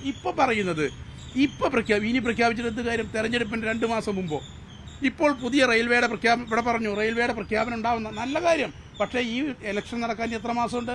എന്തുകൊണ്ട് 2019 ഇവിടെ പ്രധാനമന്ത്രി വന്നു പോയതിനു ശേഷം ഈ 5 വർഷക്കാലത്തിനുള്ളിൽ ഈ നഗരത്തിന് വേണ്ടി, ഈ ക്ഷേത്ര നഗരത്തിന് വേണ്ടി ഒരു പ്രത്യേക പാക്കേജ് പ്രഖ്യാപിക്കാൻ തയ്യാറായില്ല എന്ന ചോദ്യം വളരെ പ്രധാനപ്പെട്ടതാണ്. ഞാൻ ഒരു കാര്യം കൂടി പറഞ്ഞ് അവസാനിപ്പിക്കാം. അടിപ്പാതയുമായി ബന്ധപ്പെട്ടൊരു വിഷയം ഇവിടെ പറഞ്ഞു. ഗുരുവായൂർ നഗരസഭയുടെ മുൻകൈയിലാണ് ആ പ്രവർത്തനം നടന്നത്. സംസ്ഥാന ഗവൺമെന്റിന്റെ ബഡ്ജറ്റിലാണ് ആ പൈസ വെച്ചത്. അത് നടപ്പിലാക്കാൻ തടസ്സം നിന്നതാരാ? സലാസർ മാഷ് അത് പറയാൻ കൂട്ടാക്കിയില്ല. ഞാനിവിടെ പറയുകയാണ്. ഹിന്ദു ഐക്യവേദിയുടെ സംസ്ഥാന സെക്രട്ടറിയാണ് ഗുരുവായൂർ ദേവസ്വം ഭൂമി ഏറ്റെടുക്കാൻ തീരുമാനിച്ചപ്പോൾ, ആ ഭൂമി നഗരസഭയ്ക്ക് വിട്ടുകൊടുക്കാൻ തീരുമാനിച്ചപ്പോൾ ആ തീരുമാനത്തിനെതിരെ ബഹുമാനപ്പെട്ട കേരള ഹൈക്കോടതിയിൽ പോയി സ്റ്റേ വാങ്ങിയിട്ടുള്ളത്. ആരാണ് ഗുരുവായൂരിന്റെ വികസനത്തിനെതിരെ? ഈ കാര്യം ചർച്ച ചെയ്യണ്ടേ? ഗുരുവായൂരിന്റെ വികസനത്തിന് ഇവിടെ പറഞ്ഞു എല്ലാവരും കൂടി യോജിക്കണം. ഞാൻ നഗരസഭയുടെ പ്രതിനിധി എന്നുള്ള നിലയ്ക്കാണ്. ഒരു സംശയവുമില്ല, സംസ്ഥാന ഗവൺമെന്റിന്റെ കേന്ദ്ര ഗവൺമെന്റിന്റെ എല്ലാ സഹായങ്ങളും സ്വീകരിച്ചുകൊണ്ട് വികസന പ്രവർത്തനങ്ങൾ നടത്തണമെന്നാണ് ഞങ്ങളുടെ ആഗ്രഹം. പക്ഷേ അത്തരമൊരു നീക്കം കേന്ദ്ര സർക്കാരിന്റെ ഭാഗത്തുണ്ടായിട്ടില്ല. ഇപ്പോൾ റെയിൽവേ മേൽപ്പാലത്തിലൂടെയാണ് ബഹുമാന്യനായ മുഖ്യമന്ത്രി നാളെ കടന്നു വരുന്നത്. ഞങ്ങൾക്ക് അഭിമാനമുണ്ട്. ഈ കേരള ഗവൺമെന്റ് ഗുരുവായൂരിന്റെ പ്രത്യേകത മനസ്സിലാക്കി ഗുരുവായൂർ റെയിൽവേ മേൽപ്പാലത്തിന് ആവശ്യമായിട്ടുള്ള പൂർണ്ണമായ പണം ബഡ്ജറ്റിൽ കിഫ്ബിയിൽ ഉൾപ്പെടുത്തി പദ്ധതി പൂർത്തിയാക്കി 2 വർഷം കൊണ്ട് പണി പൂർത്തിയാക്കി ജനങ്ങൾക്ക് സമർപ്പിച്ചു. 30 കൊല്ലത്തെ ഗുരുവായൂരിൽ ജനങ്ങളുടെ ആവശ്യമാണ് ഈ സംസ്ഥാന ഗവൺമെന്റ് പൂർത്തിയാക്കിയത്. എത്രയോ വർഷത്തെ ആവശ്യമായിരുന്നു ഗുരുവായൂർ എഴുക്കുചാൽ പദ്ധതി. 970-ലാണ് ഗുരുവായൂർ എഴുക്കുചാൽ പദ്ധതി തുടങ്ങിയത്. 50 വർഷത്തിന് ശേഷം ഇതാ ഗുരുവായൂരിൽ അത് സാധ്യതമായി. ഇതെല്ലാം കാണിക്കുന്നത് ഗുരുവായൂരിന്റെ പ്രത്യേക താല്പര്യം സംസ്ഥാന ഗവൺമെന്റ് കാണിക്കുന്നുണ്ട്. ഗുരുവായൂർ നഗരസഭയെ സംബന്ധിച്ചിടത്തോളം ഞാൻ കൃത്യമായി പറയാം, കേന്ദ്രാവിഷ്കൃത പദ്ധതികൾ ഞങ്ങൾക്ക് ലഭിച്ചപ്പോൾ അമൃത് പദ്ധതി കൃത്യമായ കണക്കിൻ്റെയിലുണ്ട്. ഞങ്ങൾക്ക് അനുവദിച്ച എല്ലാ പണവും വളരെ സമയബന്ധിതമായി പൂർത്തിയാക്കിയ ഒരു നഗരസഭയാണ് ഗുരുവായൂർ നഗരസഭ. ഗുരുവായൂർ നഗരസഭ ഉൾപ്പെടെ ഇപ്പോൾ കേരളത്തിലെ 87 നഗരസഭകളെയും അമൃതിൽപ്പെടുത്തിയിട്ടുണ്ട്. ഇനിയും കേന്ദ്രത്തിന്റെ ഇത്തരം പദ്ധതികൾ പ്രയോജനപ്പെടുത്തും. ഒരു കാര്യം കൂടി കുട്ടി പറയണം, 50% പണമാണ് കേന്ദ്രം തരുന്നത്, 50% സംസ്ഥാന ഗവൺമെന്റും നഗരസഭയും കയ്യിൽ നിന്നെടുക്കുന്നതാണ്. സ്വാഭാവികമായും ഗുരുവായൂർ പോലത്തെ ഒരു സ്ഥലത്ത് വേണ്ടത് ഒരു പ്രത്യേക പാക്കേജാണ്. അതിന് കേന്ദ്ര ഗവൺമെന്റ് തയ്യാറാകുമോ? ഈ തെരഞ്ഞെടുപ്പിന്റെ 3 മാസം മുമ്പ് ചോദിക്കേണ്ട ചോദ്യമല്ലത്, നേരത്തെ ചെയ്യേണ്ടതായിരുന്നു. ചെയ്തിട്ടില്ല എന്ന് തന്നെയാണ് പ്രശ്നം. തീർച്ചയായും വരാം. ശ്രീമതി നിവേദിത, ഗുരുവായൂരിന് ഒരു പ്രത്യേക പാക്കേജ് ആവശ്യമുണ്ട് എന്ന് BJP കരുതുന്നുണ്ടോ? അതെന്ന് നടപ്പാകും? നോക്കൂ, ഗുരുവായൂർ മാത്രമല്ല, ഈ ഭാരതത്തിന്റെ ഉടനീളം നിരവധിയായിട്ടുള്ള ക്ഷേത്ര സങ്കേതങ്ങളുണ്ട്, അതുപോലെ തന്നെ പള്ളികളുണ്ട്. എല്ലാതും സംരക്ഷിക്കുവാൻ തന്നെയുള്ള പദ്ധതിയാണ് പ്രസാദം പദ്ധതി. അത് ഗുരുവായൂർക്ക് മാത്രമായി പ്രഖ്യാപിച്ചില്ല എന്നുള്ളതുകൊണ്ട് ഗുരുവായൂരിന് ലഭ്യമാകുന്ന 1000 കോടിയെ നമ്മൾ വിസ്മരിക്കാൻ പാടില്ല. 100 കോടി വകയിരുത്തി അതിൽ പ്രൊജക്ട് വെച്ചത് എത്രയ്ക്കാണ്? അതിനനുസരിച്ചുള്ള പദ്ധതിയല്ലേ വരാൻ സാധിക്കുള്ളൂ. അതിൽ 100 കോടി വകയിരുത്തിയതിനു ശേഷം ബാക്കിയുള്ളത് വിനിയോഗിക്കാതിരിക്കുന്നതിന് കാരണമായത്, അത് പൂർണ്ണമായതിനു ശേഷമാണ് അടുത്ത പദ്ധതി പ്രഖ്യാപിക്കാൻ സാധിക്കുള്ളൂ. അതിൽ പൂർണ്ണമായിട്ടും അത് വിനിയോഗിച്ചില്ല. 2 പദ്ധതി മാത്രമാണ്. സംസാരിക്കുമ്പോൾ ഈ 100 കോടി 1000 കോടിയുടെ കഥ പറയുന്നു. ഗുരുവായൂർ നഗരസഭയ്ക്ക് അനുവദിച്ചത് 14 കോടിയാണ്, 9ഉം 4ഉമാണ്. ഞങ്ങളത് പൂർത്തിയാക്കി. എന്തുകൊണ്ട് അടുത്ത പ്രസാദ് പദ്ധതി കൊടുക്കാൻ പറഞ്ഞിട്ടില്ല? ബഹുമാന്യായ നിവാദിയോട് ഞങ്ങൾ പറയുന്നു, പ്രസാദ് പദ്ധതിയുടെ 2ാം ഘട്ടത്തിൽ ഗുരുവായൂർ നഗരസഭയോട് പദ്ധതി കൊടുക്കാൻ പറഞ്ഞാൽ ഇന്ന് കൊടുക്കും. ഞങ്ങൾ പദ്ധതി തയ്യാറാക്കി കൊടുക്കും, ഞങ്ങൾ നടപ്പിലാക്കുകയും ചെയ്യും. അതാണല്ലോ പറയുന്നത്. ചെയർമാൻ മനസ്സിലാക്കണം, 100 കോടി വകയിരുത്തി കഴിഞ്ഞാൽ അതിനനുസരിച്ചുള്ള പദ്ധതി കൊടുക്കണമായിരുന്നു. 100 കോടിയുടെ പദ്ധതി എന്തുകൊണ്ട് കൊടുത്തില്ല എന്നുള്ള ചോദ്യത്തിന് ഉത്തരം പറയണം. 100 കോടിയുടെ പദ്ധതി കൊടുക്കണമെന്ന് ഗുരുവായൂർ നഗരസഭയോട് ഒരു കേന്ദ്ര ഗവൺമെന്റ് ആവശ്യപ്പെട്ടിട്ടില്ല. ചെയർമാന് കൃത്യമായിട്ട് അതിനെ കുറിച്ച് അറിവില്ലായിരിക്കും. 100 കോടി വകയിരുത്തിയിട്ടുണ്ടെങ്കിൽ അത് പ്രഖ്യാപിച്ചിട്ടുണ്ട്. ഗുരുവായൂരിന് വേണ്ടി 100 കോടി രൂപ വകയിരുത്തിയിട്ടുണ്ട് എന്നും ആ 100 കോടി രൂപയ്ക്ക് ആവശ്യമായ പദ്ധതി കൊടുക്കണമെന്ന് ആവശ്യപ്പെടുകയും ചെയ്തിട്ടുണ്ടെങ്കിൽ ഒരു സംശയമില്ല, അങ്ങനെ കൊടുത്തിട്ടില്ല. ഗുരുവായൂർ ദേവസ്വത്തിനോട് ഒരു പദ്ധതി പറയാൻ പറഞ്ഞു. Guruvayur Devaswom multi level car പാർക്കിങ്ങും അതുപോലെ നഗരത്തിൽ ക്യാമറ വെക്കുന്ന പദ്ധതി കൊടുത്തു. നഗരസഭയോട് ആവശ്യപ്പെട്ടു, ഞങ്ങൾ 2 പദ്ധതി കൊടുത്തു, ഞങ്ങളുടെ സ്ഥലം കൊടുത്തു, അത് നടപ്പിലായി. സ്വാഭാവികമായും പ്രസാദ് പദ്ധതിയുടെ പുതിയ പദ്ധതി ഗുരുവായൂരിന് വേണ്ടി പ്രഖ്യാപിക്കുന്നതിന് തടസ്സമില്ല, ഒന്നും ചെയ്തിട്ടില്ല. പിന്നെ അമൃത പദ്ധതിയുടെ കാര്യം ഞാൻ നേരത്തെ പറഞ്ഞു. ഞാൻ ചോദിച്ച ചോദ്യം നിങ്ങളും ചോദിക്കുന്ന ചോദ്യമാണ്, എന്തുകൊണ്ട് ഈ ലോകം മുഴുവൻ ശ്രദ്ധിക്കുന്ന ഈ തീർത്ഥാടന നഗരത്തിന്റെ വികസനത്തിനോട് ഇത്രയും താല്പര്യമുണ്ടെങ്കിൽ കഴിഞ്ഞപ്പോൾ ഈ ബഹുമാനായ നരേന്ദ്രമോദി ഇന്ത്യയുടെ പ്രധാനമന്ത്രിയായിട്ട് 10 വർഷം പൂർത്തിയാവുകയാണ്. ഇതിനുള്ളിൽ ഈ ഗുരുവായൂരിനെ പോലൊരു നഗരത്തിന് എന്തുകൊണ്ട് ഒരു പ്രത്യേക പാക്കേജ് പ്രഖ്യാപിച്ചില്ല എന്ന ചോദ്യത്തിനാണ് മറുപടി. അതിനൊരു ചോദ്യം കൂടി മറുചോദ്യം ഉണ്ടല്ലോ. അതായത് ഇദ്ദേഹം തന്നെ പറഞ്ഞു 30 വർഷത്തെ കാത്തിരിപ്പാണ് അദ്ദേഹം പൂർത്തിയാക്കിയിരിക്കുന്നത്. ഇത്ര കാലവും ഈ കേരളവും അതുപോലെ തന്നെ ഈ നഗരസഭയും ഭരിച്ചതാരെ എന്നുള്ള ചോദ്യത്തിന് ഉത്തരം പറയണ്ടേ? എന്തുകൊണ്ട് ആ കാലങ്ങളിൽ ഇവിടുത്തെ 30 വർഷം കൊണ്ട് പൂർത്തിയാക്കി സംസ്ഥാന ഗവൺമെന്റാണ്. റെയിൽവേ മേൽപ്പാലം പടുന്നത് സംസ്ഥാന ഗവൺമെന്റാണ്. ഗുരുവായൂർ എഴുക്കിനാൽ പദ്ധതി പൂർത്തിയാക്കിയത് സംസ്ഥാന ഗവൺമെന്റാണ്. ഗവൺമെന്റ് എത്ര പ്രാവശ്യം ഇവിടെ ഭരിച്ചിട്ടുണ്ട് എന്നുള്ളതും കൂടെ പരിശോധിച്ചു വേണ്ട പറയാനേ. നിങ്ങൾ അദ്ദേഹത്തിന്റെ ഈ നഗരസഭ പറയുമ്പോൾ അവരുടെ കേരള സർക്കാർ അന്ന് അധികാരത്തിലിരുന്നപ്പോൾ അവർക്ക് സാധിക്കുമായിരുന്ന നിരവധി പദ്ധതികൾ ഇവിടെ നടപ്പിലാക്കാമായിരുന്നു. അതൊന്നും ചെയ്യാതെ ഇപ്പോൾ 100 കോടി പദ്ധതി എപ്പോ പ്രഖ്യാപിച്ചു എന്ന ചോദ്യത്തിന് കൃത്യമായിട്ട് ബജറ്റിൽ 2018-19 കാലങ്ങളിൽ പ്രസാദം പദ്ധതിക്ക് ഓരോ നമ്മുടെ ക്ഷേത്ര നഗരികൾക്കും അതുപോലെ തന്നെ പള്ളികൾ ഉൾപ്പെടെയുള്ള കേന്ദ്രങ്ങൾക്കും തീർത്ഥാടന കേന്ദ്രങ്ങൾക്കും വകയിരുത്തിയിട്ടുള്ള ബഡ്ജറ്റുകൾ വായിച്ചാൽ മനസ്സിലാക്കാവുന്നതാണ്. അത് വേണമെങ്കിൽ അത് എടുത്ത് കൊണ്ടുതരാനും ഞങ്ങൾ തയ്യാറാണ്. അപ്പോൾ അത് പ്രകാരം 100 കോടി വരെ ആ ഫിനാൻഷ്യൽ ഇയർ അല്ലെങ്കിൽ ആ പദ്ധതി നടപ്പിലാക്കാനുള്ള കാലാവധി 5 വർഷത്തിനുള്ളിൽ സമർപ്പിക്കാമായിരുന്നു. അതിൽ സമർപ്പിച്ചത് എല്ലാം പൂർത്തീകരിച്ച് തന്നിട്ടുണ്ട്. ഇനി അമൃത പദ്ധതി എന്ന് പറയുന്നു, ഇതേപോലെ ഇതിനു മുമ്പ് പദ്ധതികൾ ഉണ്ടായിരുന്നു. 80% കേന്ദ്ര വിഹിതം എന്ന് പറഞ്ഞു. പക്ഷെ നടപ്പിലാക്കി പൂർത്തീകരിച്ച് ജനങ്ങൾക്ക്, അതായത് ഇത്രയും അധികം ആളുകൾ വരുന്ന ഒരു ക്ഷേത്ര നഗരിയിൽ എത്രത്തോളം വികസനം ആവശ്യമാണോ അതിനനുസരിച്ചുള്ള പദ്ധതികൾ നൽകാത്തതിന്റെ കുറവുണ്ട്. പ്രത്യേകിച്ചും മേൽപ്പാലം വിഷയം തന്നെ എടുക്കാം. മേൽപ്പാലമായാലും ഇപ്പോൾ കിഫ്ബിയിലാണ് ഉണ്ടാക്കിയതെന്ന് പറഞ്ഞു. അത് കേരള സർക്കാരിന്റെ ഫണ്ടല്ല, അതൊരു കടമെടുപ്പ് സ്ഥാപനമാണ്. അത് കടമെടുത്ത് ചെയ്തു, അഭിനന്ദിക്കുന്നു. കടമെടുത്തായാലും അത് ചെയ്തല്ലോ. കാരണം ഇത്രയും കാലം ഭരിച്ചവർ ചെയ്യാത്ത കാര്യമാണത്. അതിനൊരു ഇനിഷ്യേറ്റീവ് എടുത്തു. പക്ഷെ അതുകൊണ്ട് മാത്രം തീർന്നോ? ഇവിടത്തെ ഈ തിരുവങ്കടം നിവാസികളുടെ ഉൾപ്പെടെയുള്ള ആവശ്യങ്ങൾ എന്തുകൊണ്ട് പരിഹരിക്കാൻ വേണ്ടിയിട്ട് മുൻകാലങ്ങളിൽ ഇവർ പ്രവർത്തിച്ചിട്ടുണ്ട്? പക്ഷവും പറയുമ്പോൾ പ്രതിപക്ഷ നേതാവുണ്ട് നമ്മോടൊപ്പം. എവിടെയാണ് വസ്തുത? എന്താണ് നിങ്ങളുടെ വിലയിരുത്തൽ? ഇതിലെ ബഹുമാന്യനായ ഇന്ത്യയുടെ പ്രധാനമന്ത്രി ഗുരുവായൂരിലേക്ക് വരുന്നത് ഒരു ഗുരുവായൂർ നിവാസി എന്നതിൽ വളരെയധികം സന്തോഷവാനാണ്. പക്ഷേ പ്രധാനമന്ത്രിയുടെ പാർട്ടിയുടെ ഏറ്റവും സുപ്രധാന ഒരു പദവി അലങ്കരിക്കുന്ന ഗുരുവായൂർക്കാരിയായ നിവേദിത ചേച്ചിക്ക് പോലും ഒരു ആത്മവിശ്വാസത്തോടു കൂടി ഇന്ന് ഈ ചർച്ചയിൽ പറയാൻ കഴിയുന്നില്ല. പ്രധാനമന്ത്രി ഗുരുവായൂരിന് വേണ്ടി എന്ത് പ്രഖ്യാപിച്ചു എന്നോ ഇനി നാളെ വരുമ്പോൾ എന്ത് പ്രഖ്യാപിക്കുമെന്നോ നിവേദിത ചേച്ചിക്ക് പോലും ഇവിടെ ഒരു വലിയ ഒരു ആശങ്ക പ്രകടിപ്പിക്കുകയാണ്. അവർക്ക് പോലും പറയാൻ കഴിയുന്നില്ല. ഇത് തന്നെയാണ് ഗുരുവായൂരിന്റെ മൊത്തം ജനങ്ങളുടെയും ഒരു വികാരം. എന്തുകൊണ്ട് 10 വർഷം ഈ ഭാരതം ഭരിച്ചിട്ടുള്ള ഒരു പ്രധാനമന്ത്രി 2-3 തവണ ഗുരുവായൂരിലേക്ക് വന്നപ്പോഴും ഗുരുവായൂരിന് വേണ്ടി, ഒരു തീർത്ഥാടന നഗരിക്ക് വേണ്ടി, ലോകം മുഴുവൻ ശ്രദ്ധിക്കപ്പെടുന്ന ഒരു തീർത്ഥാടന നഗരം എന്ന രീതിയിൽ ഗുരുവായൂരിന് വേണ്ടി ഒരു പ്രത്യേക പാക്കേജ് പ്രഖ്യാപിച്ചിട്ടില്ല എന്ന് പറഞ്ഞു. നേരത്തെ ബഹുമാനപ്പെട്ട നഗരസഭയുടെ ചെയർമാൻ സൂചിപ്പിച്ച ഒറ്റ വിഷയം തന്നെയാണ് അമൃത് പദ്ധതിയും പ്രസാദ് പദ്ധതിയും. ഗുരുവായൂർ നഗരസഭയുടെ ഏറ്റവും കണ്ണായ കോടികൾ വിലമതിക്കുന്ന സ്ഥലങ്ങളിലാണ് ഇത്തരത്തിലുള്ള സ്ഥാപനങ്ങളും ആ പദ്ധതി ഉപയോഗപ്പെടുത്തി അവിടെ സ്ഥാപനങ്ങൾ പണിതിട്ടുള്ളത്. അത് ജനങ്ങൾക്ക് വേണ്ടി നല്ല രീതിയിൽ തുറന്നു കൊടുക്കാനും കഴിഞ്ഞിട്ടുണ്ട്. എത്രത്തോളം ദീർഘവീക്ഷണത്തോടു കൂടിയിട്ട് ആ പദ്ധതി പൂർത്തീകരിച്ചു എന്ന് ഞാൻ നേരത്തെ ആശങ്ക പ്രകടിപ്പിച്ചു. അത് തന്നെയാണ് പറയാനുള്ളത്. അഴുക്കിയാൽ പദ്ധതിയുമായി ബന്ധപ്പെട്ട് അതിപ്പോഴും പൂർണ്ണതയിൽ എത്തിയിട്ടില്ല. ഒരു തർക്കവുമില്ല. ആരൊക്കെ എന്തൊക്കെ അവകാശവാദങ്ങൾ ഉന്നയിച്ചാലും അഴുക്കുചാൽ പദ്ധതി, ഗുരുവായൂരിന്റെ അഴുക്കുചാൽ പദ്ധതി ഒരു പൂർണ്ണമായ തോതിലേക്ക് എത്തി എന്ന് ഒരു കാരണവശാലും ആർക്കും പറയാൻ കഴിയാത്ത രീതിയിലാണുള്ളത്. പിന്നെ ഗുരുവായൂരിന്റെ വികസനം എന്ന് പറയുന്നത് റെയിൽവേ മാത്രമല്ല, വടക്കോട്ടുള്ള റെയിൽവേ പാത പൂർത്തീകരിക്കൽ മാത്രമല്ല വികസനം. ഗുരുവായൂരിന്റെ പശ്ചാത്തല സൗകര്യങ്ങളടക്കം വികസിപ്പിക്കേണ്ടതുണ്ട്.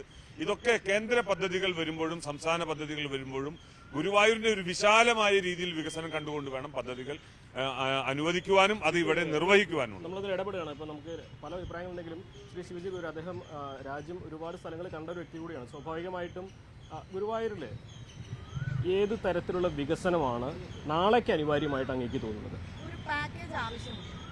തീർച്ചയായും അത് നമ്മൾ പല ഘട്ടങ്ങളിലായിട്ട് ഗുരുവായൂരിൻ്റെ ഒരു വികസനത്തിനെ ലാക്കാക്കിക്കൊണ്ടുള്ള ഒരു മാസ്റ്റർ പ്ലാൻ അതൊക്കെ പല ഘട്ടങ്ങളിലായിട്ട് കരടായിട്ടൊക്കെ തയ്യാറാക്കിയിട്ടുണ്ട്. അതിൽ നമുക്ക് സാധ്യമാവുമോ എന്ന് സംശയിക്കുന്ന രീതിയിലുള്ള വികസനങ്ങളും നമ്മൾ ഉണ്ട്. ഇപ്പോൾ ഈ ചക്കങ്കണ്ടം പോലെയുള്ള ഒരു കണ്ടൽ ദേശപ്രദേശത്ത് ഒരു എക്കോ പാർക്ക് എന്നുള്ളൊരു സങ്കല്പമൊക്കെ നമ്മൾ വിഭാവനം ചെയ്തിരുന്നു. പക്ഷെ അവിടേക്കൊന്നും എത്തിയില്ലെങ്കിലും ഞാൻ ഈ പറഞ്ഞ മിനിമം ഇവിടെ വരുന്ന ഭക്തജനങ്ങൾക്കും ഈ ഗുരുവായൂർ നിവാസികൾക്കും സ്വതന്ത്രമായി അങ്ങോട്ടും ഇങ്ങോട്ടും സഞ്ചരിക്കാനും അല്ലെങ്കിൽ അവരുടെ ആവശ്യങ്ങൾ, വരുന്നവരുടെ ആവശ്യങ്ങൾ നിറവേറ്റാനുമുള്ള പദ്ധതിയാണ് ഏറ്റവും ആദ്യം വേണ്ടത്. ഇപ്പോൾ ഗുരുവായൂരിനെ സംബന്ധിച്ചിടത്തോളം ജനങ്ങളുടെ പകുതിയിലേറെ ജനങ്ങൾ വന്നു പോകുന്നവരാണ്, തീർത്ഥാടകരായാലും. അപ്പോൾ തീർത്ഥാടകരിപ്പോൾ ഒരു 1000-10,000 തീർത്ഥാടകർ വരുന്നുണ്ടെങ്കിൽ അവർക്കുള്ളൊരു അക്കമഡേഷൻ എന്ന് പറഞ്ഞാൽ അവർക്ക് പല ആവശ്യങ്ങളുമുണ്ട്. ദിവസങ്ങൾ കഴിഞ്ഞിട്ട് വരുമ്പോൾ അവർക്ക് പ്രാഥമിക കാര്യങ്ങളൊക്കെ നിർവഹിക്കേണ്ടത് അതിനൊന്നും പറ്റുന്നില്ല. ഇപ്പോൾ ഈ ഉത്സവകാലമായാലും ഇപ്പോൾ ഉദാഹരണത്തിന് ഇപ്പോൾ നമ്മളെ ഓവർ ബ്രിഡ്ജിൻ്റെ കീഴ്ഭാഗം അത് നേരത്തെയൊക്കെ വന്നിരുന്ന അവർ ആ റെയിൽവേ ഭാഗത്തൊക്കെ വെളിമ്പ്രദേശത്തൊക്കെ ആയിരുന്നു അവർ താമസിച്ചിരുന്നത്. ആയിരക്കണക്കിന് പേര് ഇവിടെ വന്ന് അവർ ഉപജീവന മാർഗമായിട്ട് വരുന്നു. ആ പാലത്തിൻ്റെ ചുവട്ടിലേക്ക് നമുക്ക് അങ്ങോട്ട് കടുക്കാൻ പറ്റാത്തതാണ്. അപ്പോൾ അത് നമ്മളെ നഗരസഭ പ്രഖ്യാപിച്ചിട്ടുണ്ടായിരുന്നു. അവിടെ നല്ല രീതിയിൽ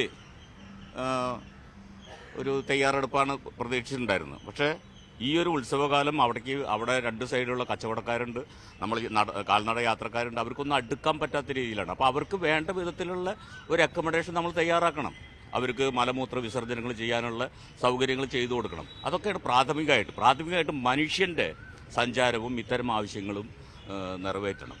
മറ്റുള്ള വികസനങ്ങളൊന്നും വേണ്ടെന്നല്ല പറയുന്നത്. ഇപ്പോൾ ഈ റെയിൽവേ പോലെയുള്ള ആശുപത്രി പോലെയുള്ള വികസനങ്ങൾക്കൊക്കെ വേണം എന്ന് പറയുമ്പോൾ തന്നെ അത് വേണം. തീർച്ചയായിട്ടും ആദ്യമായിട്ട് ഇത്തരം കാര്യങ്ങൾ ശ്രദ്ധിക്കണം എന്നുള്ളത് തീർച്ചയായും അത് വളരെ പ്രസക്തമായ വിഷയമാണ്. കാരണം അടിസ്ഥാനപരമായിട്ടുള്ള സൗകര്യങ്ങൾ ഒരുക്കുകയാണ് ഏറ്റവും പ്രസക്തമായിട്ട് ഉള്ളത്. നമുക്ക് ഈ ഒരു വിഷയത്തിൽ ഇനി അല്പസമയം മാത്രമാണ് ബാക്കിയുള്ളത്. ബഹുമാനായ പ്രധാനമന്ത്രിയോട് ഞങ്ങൾ ഈ തിരുവങ്കിടം അടിപ്പാതയുടെ വിഷയം മൂന്ന് വർഷം മുമ്പ് തൃശ്ശൂർ തേക്കിങ്ങാട് മൈതാനിയിൽ വന്ന് പ്രസംഗിക്കാൻ വന്ന അവസരം, പൊതുജനങ്ങളെ അഭിസംബോധന ചെയ്യാൻ വന്ന അവസരത്തിൽ ഞങ്ങൾ നേരിട്ട് നിവേദനം നൽകിയതായിരുന്നു. നേരത്തെ പറഞ്ഞ പോലെ BJPയുടെ പല മന്ത്രിമാർക്കും നിവേദനം നൽകിയിരുന്നു. ഒരിക്കലും ഇന്നേ വരെ അതിനുള്ള നടപടികളായിട്ട് കേന്ദ്ര ഗവൺമെൻറ് വന്നില്ല എന്നുള്ളത് ഞങ്ങൾക്ക് ഖേദപൂർവ്വം അറിയിക്കുകയാണ്. തിരുവങ്കിടം ബ്രദേഴ്സ് ക്ലബിൻ്റെ നേതൃത്വത്തിലുള്ള ആക്ഷൻ കൗൺസിൽ ഇപ്പോഴും ആവശ്യപ്പെടുന്നത് അഡ്വക്കേറ്റ് നിവേദിയെ പോലെയുള്ള നേതാക്കൾ ഇവിടെയുണ്ട്. നാളെ പ്രധാനമന്ത്രി വരുമ്പോൾ ഈ തിരുവങ്കിടം റെയിൽവേ അടിപ്പാതയുടെ വിഷയം അദ്ദേഹത്തിന്റെ ശ്രദ്ധയിൽപ്പെടുത്തുകയും നടപടി അതിന് തടസ്സം നിന്ന സാഹചര്യങ്ങൾ ചെയർമാനോട് വിശദീകരിച്ചു. ആ തടസ്സം നിന്ന കാര്യത്തിൽ തീർച്ചയായും ലാസർ മാഷെ, നമുക്ക് ഈ വികസന സങ്കല്പങ്ങൾ പങ്കുവെക്കാനായി ഒരുപാട് പേര് ഇപ്പോഴും എത്തിക്കൊണ്ടിരിക്കുന്ന കാഴ്ചയാണ്. ഗുരുവായൂരിന്റെ പ്രധാനമന്ത്രിയുടെ ഗുരുവായൂർ സന്ദർശന വേളയിൽ ഉന്നയിക്കപ്പെടേണ്ട വിഷയങ്ങളിൽ വളരെയധികം പ്രാധാന്യം നൽകേണ്ട ഒന്ന് തന്നെയാണ് ഗുരുവായൂർ റെയിൽവേ സ്റ്റേഷനും വികസനവുമായി ബന്ധപ്പെട്ടത്. വടക്കോട്ടുള്ള പാതയും അതിൽ സേവ് ഗുരുവായൂർ മിഷൻ എന്ന പ്രസ്ഥാനത്തിനെ സംബന്ധിച്ചിടത്തോളം ഒരു നിവേദനം ഞങ്ങൾ തയ്യാറാക്കി കൊടുക്കുന്നതിൽ ഒന്നാമതായി ഞങ്ങൾ പറയുന്നത് വൈകിട്ട് ഒരു 5:10 ഒരു ഈവനിങ് പാസഞ്ചർ, ലോക്കൽ പാസഞ്ചർ ഇവിടെ നിന്ന് പോകുന്ന ഗവൺമെൻറ് ഓഫീഷ്യൽസ് ആയാലും ദേവസ്വം എംപ്ലോയീസ് ആയാലും ബാങ്ക് സ്റ്റാഫുകളായാലും ടീച്ചേഴ്സ് കുറേ പേർക്ക് ഉപയോഗം ഗുരുവായൂർ അമ്പല ദർശനം കഴിഞ്ഞ് മടങ്ങുന്ന ഭക്തർക്കായാലും വളരെയധികം ഉപകാരപ്രദമായിരുന്ന ഒരു സർവീസായിരുന്നു ആ ഈവനിങ്ങിൽ ഉണ്ടായിരുന്ന പാസിൽ. എന്നാൽ കോവിഡിന് ശേഷം ഇപ്പോൾ വർഷം കുറേയായി അത് വീണ്ടും പുനരാരംഭിച്ചിട്ടില്ല. പല സംഘടനകളും പല പ്രസ്ഥാനങ്ങളും പല ഉദ്യോഗസ്ഥർക്കും അധികാരികൾക്കുമെല്ലാം കേന്ദ്ര ഗവൺമെന്റും നിവേദനങ്ങൾ സമർപ്പിച്ചിട്ടുണ്ട്. ഒന്നും ഇതുവരെ പരിഗണിക്കപ്പെട്ടില്ല. എന്നാൽ പ്രധാനമന്ത്രി ഇപ്പോൾ ഗുരുവായൂർ സന്ദർശനം നടത്തുന്ന വേളയിൽ സേവ് ഗുരുവായൂർ മിഷൻ പ്രസ്ഥാനം പ്രത്യേകം ഒരു റിക്വസ്റ്റ് സമർപ്പിക്കുന്നുണ്ട്. അതിലെന്തെങ്കിലും നടപടികൾ ഉടൻ പ്രതീക്ഷിക്കുന്നു. അതുപോലെ തന്നെ ഈ അടിപ്പാതയുമായി ബന്ധപ്പെട്ട് ഒരു ലിങ്ക് റോഡ് വേണമെന്നാണ്. ഞാൻ ഉദ്ദേശിച്ച അടിപ്പാതയല്ല, NH66 പണി അതിദ്രുതഗതിയിൽ നടന്നുകൊണ്ടിരിക്കുകയാണ്. പുണ്യനഗരമായ ഗുരുവായൂരിനെ ബന്ധിപ്പിക്കാൻ ഒരു ലിങ്ക് റോഡ് NHൽ നിന്നും ഏറ്റവും എളുപ്പം, അത് ആരോ ഒരു സജഷൻ പറഞ്ഞു കേട്ടു, ചിങ്ങനാത്ത് കടവിൽ നിന്നും ഗുരുവായൂരിലേക്ക് ഉദ്ദേശം 4 കിലോമീറ്റർ ഉണ്ടെങ്കിൽ ഗുരുവായൂരിലെത്താൻ ഏറ്റവും എളുപ്പ വഴി അത് യാഥാർത്ഥ്യമാക്കുന്നതിന് കേന്ദ്ര സർക്കാരിന്റെ ഭാഗത്തുനിന്ന് നടപടി ഉണ്ടാകണം എന്ന് മാത്രം റിക്വസ്റ്റ് ചെയ്യാം. ഇവിടെ സൂചിപ്പിച്ച എല്ലാ പ്രശ്നങ്ങളെക്കുറിച്ചും അടിസ്ഥാനപരമായിട്ടുള്ള വിഷയങ്ങളെക്കുറിച്ചും കൃത്യമായിട്ട് നരേന്ദ്രമോദി സർക്കാരിന് അറിവിലേക്ക് പെടുത്തിയിട്ടുണ്ട് എന്ന് മാത്രമല്ല, വരും ദിവസങ്ങളിൽ നേരത്തെ പറഞ്ഞത് ആശങ്കയും സംശയവും ഒന്നും ഞങ്ങളെ സംബന്ധിച്ചില്ല. ഇത് ഈ പറയുന്ന വേദികൾ, അതായത് ഇത് പ്രഖ്യാപനം നടത്താനുള്ള വേദി നാളെ ഇല്ല എന്നുള്ളതിൻ്റെ ഒരു പ്രശ്നം മാത്രമാണ് ഞാൻ ഉന്നയിച്ചത്. അതോടൊപ്പം തന്നെ അടിപ്പാതയെ സംബന്ധിച്ച് തിരുവങ്കടത്തുകാർ, ഞാൻ ഗുരുവായൂരുകാരി ആയതുകൊണ്ട് തന്നെ ഈ തിരുവങ്കടവും ഗുരുവായൂരുമായിട്ടുള്ള ബന്ധത്തെക്കുറിച്ച് കൃത്യമായിട്ട് അറിയാം. അതുകൊണ്ട് തന്നെ അടിപ്പാത വിഷയത്തിൽ ഉണ്ടായിട്ടുള്ള പ്രശ്നം അത് സാമ്പത്തികമായിട്ട് ദേവസ്വത്തിന് പൈസ കൊടുത്തു വാങ്ങിയ ഭൂമി വെറുതെ വിട്ടുകൊടുക്കാനാവില്ല എന്നുള്ളത് മാത്രമാണ്. അതിനുള്ള പരിഹാരവും അതിലും നല്ലൊരു സംവിധാനം കൃത്യമായിട്ട് ഇവിടെ നടപ്പിലാക്കുന്നതിനായിട്ട് കേന്ദ്ര സർക്കാർ ഉണ്ടാവും. എന്താണ് റെയിൽവേ വികസനത്തിന്, ഗുരുവായൂരിന്റെ ഒരു വികസനത്തിന് ആവശ്യം? അല്ല, ഗുരുവായൂർ ഇപ്പം നമുക്ക് അത്യാവശ്യമായിട്ടുള്ളത് റെയിൽവേ ലിങ്ക് ലൈൻ, അത് തിരുനവായക്ക് ഇതാണ്. ഗുരുവായൂരിൻ്റെ വികസനം തന്നെ മാറ്റിമറിക്കുന്ന ഒരു പരിപാടിയാണ്. അത് എത്രയും പെട്ടെന്ന് നടപ്പിലാക്കണമെന്നാണ് ഞാൻ. റെയിൽവേയുടെ കാര്യമാണോ? റെയിൽവേയുടെ കാര്യത്തിൽ ഞാൻ ഇപ്പോഴും അത് ആവർത്തിക്കുകയാണ്. ഇപ്പോൾ പ്രധാനമന്ത്രി ഇപ്പോൾ ഒരു പ്രഖ്യാപനം നടത്തിയാൽ തന്നെ തെരഞ്ഞെടുപ്പ് നടക്കാനുള്ള 2-3 മാസം മുമ്പ് ഒരു പ്രഖ്യാപനം നടത്തിയതുകൊണ്ട് എന്ത് കാര്യം? ഇപ്പോൾ ബഹുമാന്യായ നിവേദനം നേരത്തെ വീണ്ടും പറഞ്ഞു, ഇതിന് പറ്റിയ സന്ദർഭമല്ല, അദ്ദേഹം സ്വകാര്യ സന്ദർശനത്തിന് വരികയാണ്. വേണ്ട, കഴിഞ്ഞ 5 വർഷക്കാലത്തിനുള്ളിൽ ഏതെങ്കിലും ഒരു സമയം ഈ ഗുരുവായൂരിൻ്റെ തീർത്ഥാടന നഗരത്തിൻ്റെ വികസനവുമായി ബന്ധപ്പെട്ട ഒരു പ്രഖ്യാപനം നടത്താൻ സമയം കിട്ടിയില്ല എന്ന് പറയുന്നത് എങ്ങനെയാണ് നമുക്ക് മനസ്സിലാക്കാൻ വേണ്ടി കഴിയുക? എന്തുകൊണ്ടാണ് ഈ റെയിൽവേയുടെ നടപടി അവഗണനയുടെ കാരണം എന്താണ്? ഇത്രയും അധികം ആളുകൾ എത്തുന്ന, ഇത്രയും തീർത്ഥാടകരെത്തുന്ന ഏറ്റവും പ്രധാനപ്പെട്ട കേരളത്തിൽ എന്തുകൊണ്ടാണ് ഈ അവഗണന എന്നാണ് എനിക്ക് കരുതുന്നത്? അല്ല, കേന്ദ്ര ഗവൺമെൻറ് കേരളത്തോട് പൊതുവിൽ അവഗണന കാണിച്ചുകൊണ്ടിരിക്കുകയാണ്. ആ അവഗണനയുടെ തുടർച്ചയായിട്ട് വേണം ഇതിനെയും കാണാൻ. അല്ലെങ്കിൽ എന്തുകൊണ്ട് ഗുരുവായൂർ പോലത്തെ ഒരു സ്ഥലത്ത്, ഇപ്പോൾ നേരത്തെ ഇവിടെ സൂചിപ്പിച്ചു, ഇവിടെ കോവിഡിൻ്റെ സമയത്ത് ഉണ്ടായിരുന്ന തീവണ്ടി റദ്ദാക്കി പലതും. അത് ഏറ്റവും ആവശ്യം, ജനങ്ങൾ ഏറ്റവും കൂടുതൽ ഉപയോഗിക്കുന്നൊരു വണ്ടിയാണ് 5 മണിക്ക് ഇവിടെ നിന്നും തൃശ്ശൂർക്ക് ഉണ്ടായിരുന്നത്. ഇതൊന്നും പ്രധാനമന്ത്രിയുടെ പ്രത്യേക ഉത്തരവിൻ്റെ ആവശ്യമില്ല. കേന്ദ്ര ഗവൺമെൻറ്റിൽ താല്പര്യമുള്ള ആരെങ്കിലും ഉണ്ടെങ്കിൽ വിചാരിച്ചാൽ നടക്കാവുന്ന ഒരു കാര്യമാണ്. ഇത്രയും കാലമായി ആ വണ്ടി പുനഃസ്ഥാപിക്കാൻ പോലും കഴിഞ്ഞിട്ടില്ല. അപ്പോൾ ഗുരുവായൂരിനോട് അവഗണന തുടരുകയാണ് കേന്ദ്ര ഗവൺമെൻറ്. നേരത്തെ പറഞ്ഞതുപോലെ ഒരു പ്രത്യേക പദ്ധതിയും ഗുരുവായൂരിന് വേണ്ടി പ്രഖ്യാപിച്ചിട്ടില്ല. പ്രഖ്യാപിക്കുകയാണെങ്കിൽ സ്വാഗതം ചെയ്യും. പക്ഷേ സ്വാഭാവികമായും ഇനി പ്രഖ്യാപിക്കുന്ന സമയത്തിൻ്റെ പ്രശ്നമുണ്ട് എന്ന ആശങ്കയാണ് ഞാൻ പ്രകടിപ്പിച്ചത്. അതെ, പ്രതീക്ഷ വേണമല്ലോ. നമ്മളിന്ന് ഇവിടെ നിന്ന് ചർച്ച ചെയ്യുന്ന സ്ഥലം തന്നെ ഒരു നവോത്ഥാന പ്രസ്ഥാനത്തിൻ്റെ ഭാഗമായിട്ട് ഗുരുവായൂർ ക്ഷേത്ര പ്രവേശനവുമായി ബന്ധപ്പെടുന്ന സത്യാഗ്രഹം നടന്ന സ്ഥലത്ത് നിന്നാണ് നമ്മളോട് സംസാരിക്കുന്നത്. അപ്പോൾ അതുകൊണ്ട് നമുക്ക് പ്രത്യാശിക്കാം. പക്ഷേ എന്നെ സംബന്ധിച്ചും വലിയൊരു ആശങ്ക 2 കാര്യത്തിലാണ്. ഒന്ന്, ഇവിടുത്തെ അപ്രോച്ച് റോഡുകൾ ഇനിയും ഉണ്ടാകേണ്ടതുണ്ട്. മാത്രമല്ല, ഗുരുവായൂരിൽ മാരകമായ ഒരു ഹാർട്ട് അറ്റാക്ക് വന്നാൽ അവരുടെ കാര്യം കഷ്ടമാണ്. അതിനും തടസ്സം നിൽക്കുന്നത് ഗുരുവായൂർ ദേവസ്വം ആക്ട്. ആ ആക്ട് കാലാനുസൃതമായി ഭേദഗതി ചെയ്തില്ലെങ്കിൽ ഈ അടിപ്പാതയ്ക്കെതിരെ കേസ് കൊടുത്തതുമാതിരി ഇനിയും കേസുകളുണ്ടാവും. 1600 കോടി രൂപ ദേവസ്വത്തിൻ്റെ പക്കലുണ്ട്. അതുപയോഗിച്ച് ഗുരുവായൂരിൻ്റെ വികസനം സാധ്യമാക്കാം. പക്ഷേ ഭരണാധികാരികൾ അത് സാധിക്കില്ല. സാങ്കേതികമായി അതിൻ്റെ ഗുരുവായൂർ ദേവസ്വം ആക്ട് ഭേദഗതി ചെയ്യുന്നത്. മാത്രമല്ല, വീണ്ടും നമുക്ക് പ്രത്യാശിക്കാം. പ്രധാനമന്ത്രി, ഞാൻ ഇന്ദിരാഗാന്ധി ഗുരുവായൂർ വന്നപ്പോൾ കണ്ടു, നരസിംഹറാവു വന്നപ്പോൾ കണ്ടു, രാജീവ് ഗാന്ധി വന്നപ്പോൾ കണ്ടു, പ്രധാനമന്ത്രി കഴിഞ്ഞ പ്രാവശ്യം വന്നപ്പോൾ കണ്ടു. ഇപ്രാവശ്യം വരുമ്പോൾ കാണാൻ പറ്റുമോ അറിയില്ല. എന്നാലും നമുക്ക് പ്രാർത്ഥിക്കാം, ഗുരുവായൂരിന് ഒരു പ്രത്യേക പാക്കേജ്, ഇലക്ഷൻ വന്നാലും ശരി വന്നില്ലെങ്കിലും ശരി, ഗുരുവായൂരിൻ്റെ ഭാവി വികസനത്തിനായിട്ട് അദ്ദേഹത്തിന് ഒരു പാക്കേജ് ഗുരുവായൂരിന് പ്രഖ്യാപിക്കാൻ വേണ്ടി നമുക്ക് പ്രാർത്ഥിക്കാം. മാത്രമല്ല, നിമിത്തമായിക്കോട്ടെ, നിവേദിതമാരിയുള്ള നേതാക്കന്മാര് അദ്ദേഹത്തിനടുത്ത് പ്രഷർ ചെലുത്തട്ടെ. ഇത് കാശിയില് വികസനം നടന്നിട്ടുണ്ടെങ്കിൽ അതേമാതിരി പ്രധാനപ്പെട്ട ഒരു ക്ഷേത്രം തന്നെയാണ് തെക്കേ ഇന്ത്യയിലെ ഗുരുവായൂർ എന്ന് പറയുമ്പോൾ അതിനുവേണ്ടി പ്രധാനമന്ത്രി പാക്കേജ് പ്രഖ്യാപിക്കുക തന്നെ വേണം. തീർച്ചയായും വലിയ വലിയ സന്ദർശനങ്ങൾ ഓരോ നാടിനും നൽകുന്ന പ്രതീക്ഷകളും വളരെ വലുതാണ്. നമ്മൾ കഴിഞ്ഞ 1 മണിക്കൂർ ഗുരുവായൂർ നേരിടുന്ന പ്രശ്നങ്ങൾ, അതിൻ്റെ ഓരോ കാരണങ്ങളും അവരുടേതായ രീതിയിൽ നമ്മളൊപ്പമുള്ള എല്ലാവരും അഭിപ്രായങ്ങൾ പങ്കുവച്ചു, പ്രതീക്ഷകൾ പങ്കുവച്ചു. വികസനത്തെക്കുറിച്ച് എല്ലാവർക്കും വലിയ പ്രതീക്ഷകൾ തന്നെയാണ് ഉള്ളത്. നരേന്ദ്രമോദി നാളെ സ്വകാര്യ സന്ദർശനത്തിനായിട്ടാണ് ഇവിടെ എത്തുന്നതെങ്കിലും ഇവിടുത്തെ കാര്യങ്ങൾ മനസ്സിലാക്കിക്കൊണ്ട് അദ്ദേഹം ഒരു തീരുമാനമെടുക്കും എന്നൊരു പ്രതീക്ഷ എല്ലാവരും പങ്കുവെക്കുന്നുണ്ട്. അതിൻ്റെ രാഷ്ട്രീയമായ എന്തെങ്കിലും ആവട്ടെ, രാഷ്ട്രീയത്തിനപ്പുറത്തുള്ള വികസനമാണ് ഗുരുവായൂർ ആഗ്രഹിക്കുന്നത്. തീർച്ചയായും എന്നാണെങ്കിലും നേരത്തെ 2019 വന്ന അദ്ദേഹം ശേഷം അന്ന് മാധ്യമങ്ങളിലൊക്കെ വന്ന ഒരു കാര്യം കൂടി ഞാൻ നിങ്ങൾ ശ്രദ്ധപ്പെടുത്താം. അദ്ദേഹം ഡൽഹിയിൽ എത്തിയാൽ ഉടനെ ഒരു പ്രത്യേക ഉദ്യോഗസ്ഥനെ ഗുരുവായൂരിൻ്റെ വികസനവുമായി ബന്ധപ്പെട്ട കാര്യങ്ങൾ ചർച്ച ചെയ്യുന്നതിന് വേണ്ടി പ്രത്യേകമായി പറഞ്ഞയക്കും എന്ന് വരെ മുഖ്യധാരാ മാധ്യമങ്ങളിൽ വാർത്ത വന്നു. അല്ല, അതെന്താണെങ്കിലും നമ്മൾ കഴിഞ്ഞ സന്ദർശനത്തിന്റെ ബാക്കി പത്രങ്ങളാണ് ഇപ്പോൾ ഇവരൊക്കെ പറഞ്ഞത്. എന്നാലും അദ്ദേഹം നാളെ എത്തുമ്പോൾ എന്തെങ്കിലുമൊക്കെ പ്രഖ്യാപനങ്ങൾ ഗുരുവായൂരിന് വേണ്ടി ഉണ്ടാകും എന്ന പ്രതീക്ഷയാണ് ബാക്കിയാകുന്നത്. നമ്മുടെ ഈ ചർച്ച ഇവിടെ സമാപിക്കുകയാണ്.